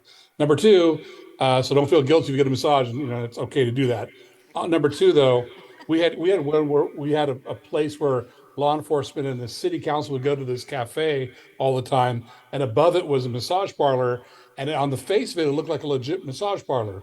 They had a secret door, literally, where you would go back, and that's where the sexual activity would occur, and no one was the wiser. We had to get people, informants, to tell us what's going on. The other places they hide are like chiropractic clinics, where chiropractors will sell their name for a business, maybe go there one day a month, but the rest of the days, it is actually an ongoing sex trafficking massage parlor type of a situation. And finally, the other kind of massage parlor is not really a part of a residential brothel, where they actually go to different residences. They rent these homes 2 to 3 months, switch over to another place. And it's almost kind of like what you see with drug trafficking, but with the people staying a tad longer. And then you could have gangs taking care of it, or just it could be a mom and pop kind of operation, if you will. But yeah, there are a lot of different ways that massage parlors can be abused or misused and take advantage, especially what we found predominantly of our foreign national groups. Not necessarily, it was not always our local American citizens that would be taken advantage of, in my experience. Great input. Now, in that, what are some of the key fields of employment that would have seen things and should have seen things in those different instances you've given? Well, number one, like one of the massage parlors that we went to, they were literally being supported by insurance companies. So there were insurance people that could have literally gone and done inspections at this location to determine what type of actual activity was going on, as opposed to just taking them at prima facie value. Obviously, there are checks that the different cities do to make sure that the business licenses that they have. Get you up again to finish answering that question. Okay. Well, we're waiting for them to come on. Okay. All right. So we're back. Can you hear me? Okay. Yes, I can. Can you hear me? I can hear you. So, yeah, they're like in the city, there are different code enforcement people that should be taking checks to make sure things are being done. There are also laws, like you were talking about earlier, that can restrict who is allowed to have a massage parlor, who isn't allowed to have a massage parlor. And a lot of it has to do with like partnering with those agencies so that everyone's can be consistent, and there are safe places that they can have some kind of stamp of approval or a writ of approval that shows it's been checked. The people there have been verified as being legitimate masseuses, and and what their product is, it shouldn't be suspect or capable of any kind of criminal activity at that point. All right. Now, Dave, did you have something to add? I thought I saw your hand go up. I was just going to comment that that's been one of the things that is a common thread here in Illinois, is that it seems like almost every month or every other month there's a story of a bust within a massage parlor where there's been people that have been doing that nefarious behavior behind the scenes, and it's prevalent around the country. It's not just it's in the rich suburbs as it is anywhere else. Right. I agree. In fact, talking about real estate again, those Insta brothels, especially like if there's a Super Bowl or a big event happening in nice areas like Franklin Lakes or whatever, like you can throw it up really fast, and it's kind of this high-end place where wealthy people hang out, and so it's not just certain kinds of neighborhoods. So I want to just are there any other questions before we close up? There is one other question, and it looks like this one is for Derek also. And it says, Derek, were the majority of victims of labor traffickers in Orange County of Mexican descent? Well, the quick answer for that is no. They're mostly, there's a mix, Hispanic and Asian, because that's the majority of our demographic here. What Asian? I know there's like Cambodian, Filipino. What Asian? Keep going. If you pick anywhere Pacific Islander, and you're pretty much in that, in Vietnam, Cambodia, Thailand, Saipan, Guam. I mean, Philippines. We had Chinese folks. We had actually Chinese brothels going on. Hong Kong. We had people from Hong Kong. We got at one point. We've had Orange County seems to be a kind of a melting pot because it's just below LA. It's kind of a halfway place, and it's also listed as being very fluent. So when you're in that world where you have a high possibility for affluence, you have a lot of chances for people to show up and try to garnish money from people looking for sex trafficking. Now, for labor-wise, same idea. The idea here is more, we don't have a lot of like open fields for migrant workers, but we had people, I heard someone mention earlier, I think it was your husband, mentioned the idea of having people in elderly care facilities. We had a lot of Filipino people being abused in that sense and being labor trafficked there. People who are working nights trying to do cleaning in different like business complexes, in hotels, construction workers, restaurant workers, a lot of those types of activities going on as well. All right. All right, are there any additional questions? Oh, we got one right here. I'll come to you. Elaine is coming with the mic. Oh, Bernadine has a question? Okay. Bernadine, go ahead with your question and we'll get the other question in a second. Hi, so we do have some people who are alive in our facility as well. And we have some high school students, and they're very curious about this. So, in combining all three of them, how does human trafficking enter a high school, and how can teachers combat it? And also, what can students do on their part? Because they're not adults, they're not really in the workforce, but they want to get involved. Right. So, I'll say, just reiterate what we said earlier, is that kids have been trafficked in the student bathrooms, but that's not the extent of it. On the flip side, what can students do? We've had students in New Jersey and in other states as well start whole nonprofits. Again, bring awareness that evades detection of traffickers for them. Sometimes they're part of legislation even though they can't vote. So there are a lot of different things that they can do. And so talking to a youth group, sometimes a church will bring us in, or we do talks in schools, we do talks to groups of students all the time in colleges, and hearing their perspectives. Again, what's in their hand, like you were talking about what was in your hand. By the way, I got to give props to Shared Hope. The doll box was there.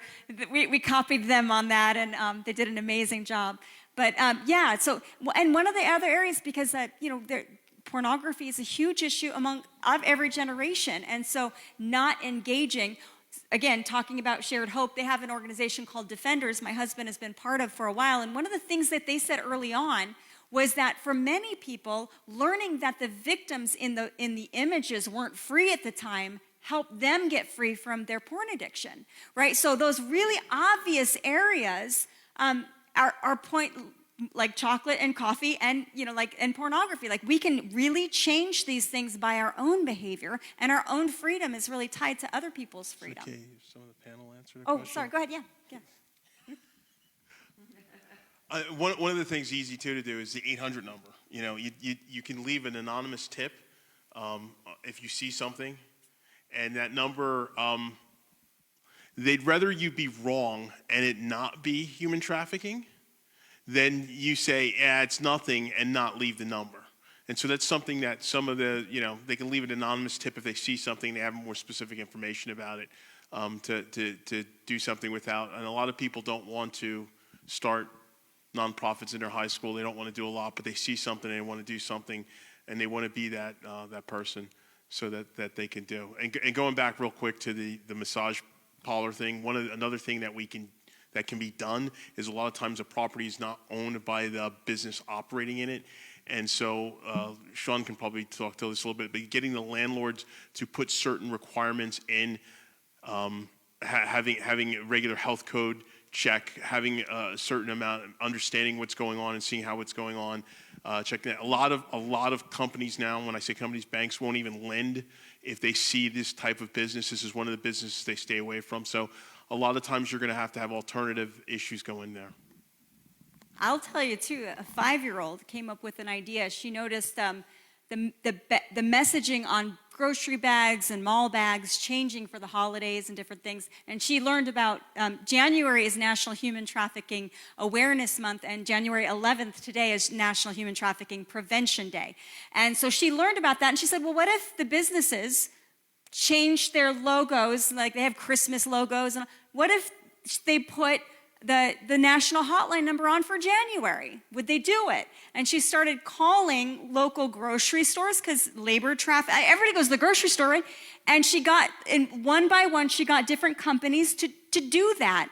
Now, if you're in a state like New Jersey, they've done away with the bags, so it's kind of a moot point. But that started with a 5-year-old who noticed something, who had a little bit of awareness, who spent some time in a doll box and brought awareness, which, by the way, that doll box experience is like a human-sized doll box. And it's not to depict human trafficking accurately, but for a lot of people who were in denial that didn't get it, that was their aha moment. They see a teenager standing in a box, and they're like, this is real. And for someone, and I have to give props to Shared Hope, because they're the ones that did that first in DC. And I said, that is, for some people, that is going to be the moment they get it. And so, again, that's just one example. I don't know, Derek, if you've run into some situations where you've worked with students and they've really pushed the bar forward.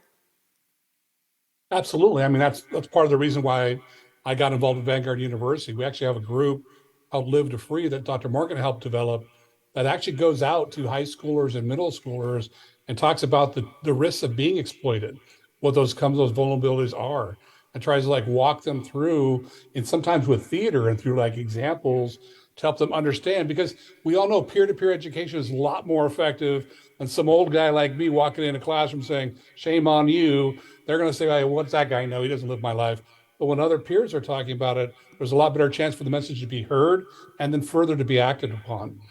And I was also typing something in the chat about iLab. It's the Bureau of International Labor Affairs. They actually have an application that anyone can download on their phone. And it actually talks about areas where different products that may involve labor trafficking at some point of their production and or processing. It might help people in different schools to be able to choose what kind of school products we'll use, like the chocolate you were talking about, or the coffee. In our world, Trader Joe's is a place that has a lot of, fair trade issues. So, I mean, a lot of different ways to participate without putting yourself in danger. Right. And I have to say as well, we've had students do quite an amazing job. Oh, we have another question? I'm sorry. Good. Okay. We got the question?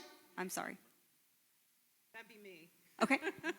Yes, the question that I have is, how do you get to the root cause of this problem? I think, CAN, it's a wonderful thing, and you're, taking care of these young women and young men that are coming out, and girls and boys that are coming out of this. But I think we were talking earlier about supply and demand. So in the case of the massage parlor, in the back room, there are things that are going on, and there's a supply, there's a demand for it. What happens to the individuals that are actually partaking in this and purchasing these services that are causing a lot of these problems? Are those people being prosecuted as well? I think Derek could probably share a bit about that, but legislatively, one of the most effective models is what's called the Nordic model, and it criminalizes the purchaser. And that has flipped the outcome, right? Because you do away with demand, you do away. Of course, that's sex trafficking, but that has been a very effective model. I don't know if Derek or others have something to share about that. The supply and demand is always the issue. I know Texas has made what used to be a misdemeanor a felony, and that's changed quite a bit, because people who were like, oh yeah, it's no big deal, even if I get caught, I go, and it's like playing a car ticket. Now it's you have a felony record on you. So that was one of the big things I know that Texas has done. And I'm speaking from the business side. On the labor side, it's kind of hard, because a lot of times you wouldn't know that you are the contractor, somebody in a elderly care facility. They're the ones that are actually paying for it, but they don't understand that they're paying for it. They don't know. So it would be kind of difficult. You might have to deal with some management, but you'd have to have some laws in place. And I believe we have some that would be more on the aspect of how you're financially paying people. You're not paying them properly. It would be considered the same as paying people under the table. And so there's a lot of different things that happen there. But to your point, yes, that's the way you would stop it, is when you take away the demand and the supply will dry up. And so you have to figure out a way to take away the demand to really do it. We advocate legislatively for that approach. Unfortunately, some states have taken away the criminalization of the act, and then but they haven't added the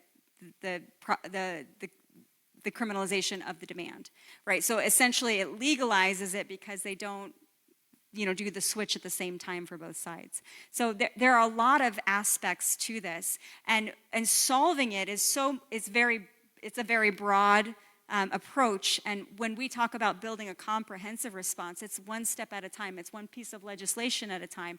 And it's not just one group is doing one thing, but we CAN kind of works with everybody to build that together. And when specifically for your question, Bernadine, what can they do today? A student can ask their teacher, hey, why don't we have the hotline number in our student bathroom? And then your teacher, your school can contact us, and we will send you the number you need to get that information there. We will send you for free speakers that will train in your schools, and curriculum that's already created that from 821 and other partner resources that we work with that's excellent. You don't have to have extra class time or budgets, that kind of thing. And the Pray, Share, Find initiative, those posters, I can't tell you how many students have helped find missing and exploited children just like themselves. I was doing an outreach in Oklahoma, and I actually had a hotel staffer that we were given the poster to, and she's like, I used to be one of those kids on that poster.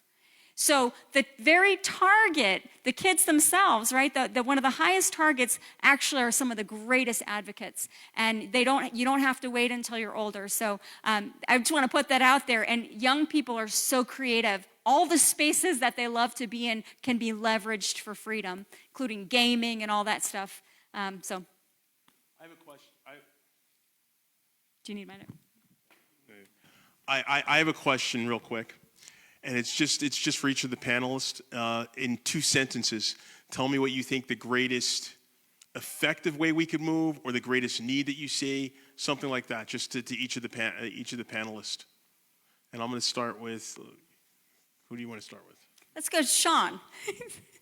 What do you think that is an important part of this conversation that you would like to highlight more? I think the idea of human trafficking is, when it comes to Hollywood, we glorify it. Movies like Taken and stuff, we want to be that guy that kicks down the door and kills a bunch of bad guys and rescues the victim. But unfortunately, that's not how it works for individuals like us. When I went to rescue the first girl, I didn't understand about human trafficking. I put myself in a bad position, not knowing exactly where I was going. And I could have put her in a bad position too. Now, this is all before I had the understanding, like you were saying before. It's like, we wish we had these understandings. And I don't regret any part of it. But now with the glorification of it, we want to go kick down doors and do that kind of thing, where it's really, we're putting people at risk. So use what's in your hand. And a lot of actually the second instance with the second girl, we went to the police, but she wouldn't talk to them. We were in the police station, and she just froze up. And I think law enforcement is doing a better job now because we're having a better understanding. But I think at that point, she only saw herself as she didn't see herself as being the victim. She was afraid that she was going to be seen as the problem. So I guess just kind of sum it up is, Hollywood glorifies it, but that's not what all of us are called to do. So if you see something, definitely report it. Yeah, that's what I think. I would say on my end, building trust.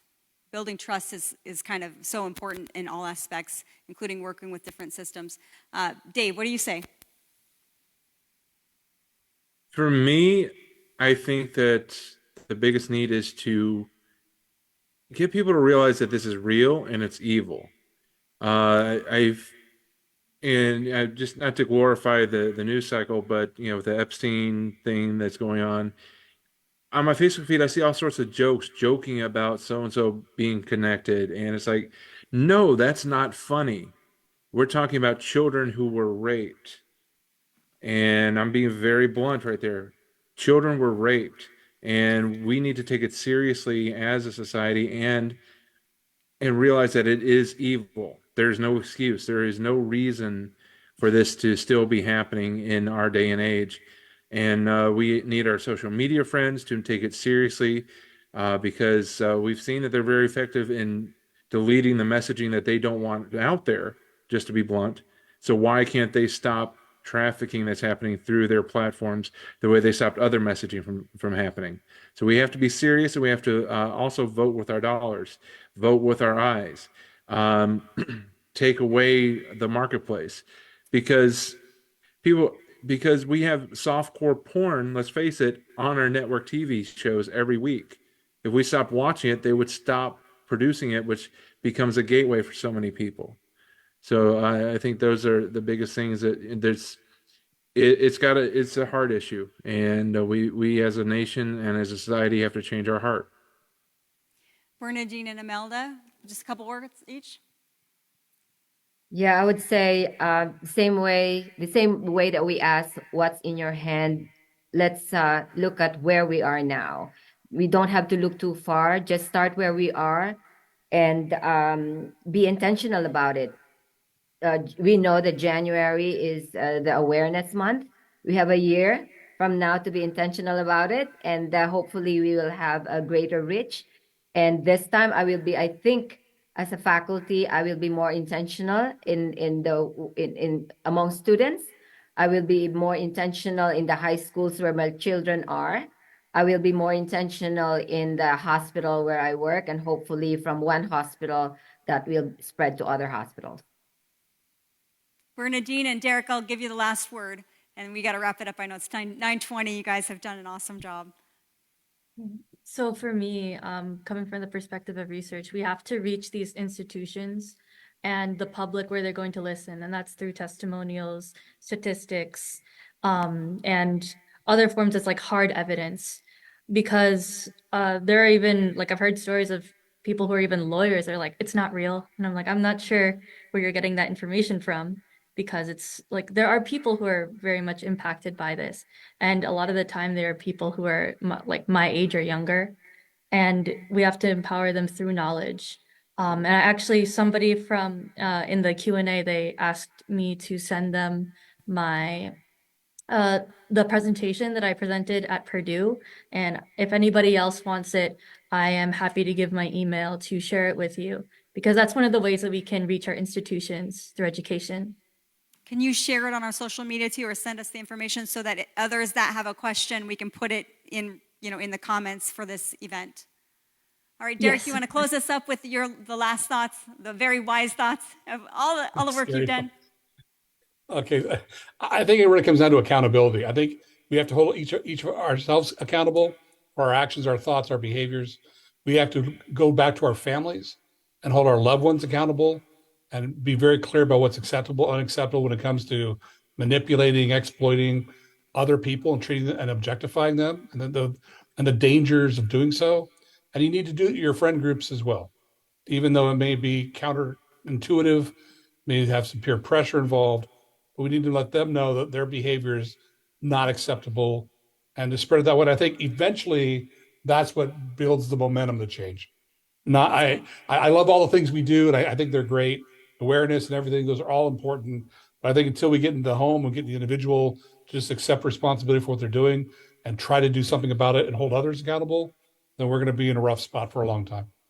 That's good. I appreciate it. I want to just give a big thank you to all those involved in all of the locations.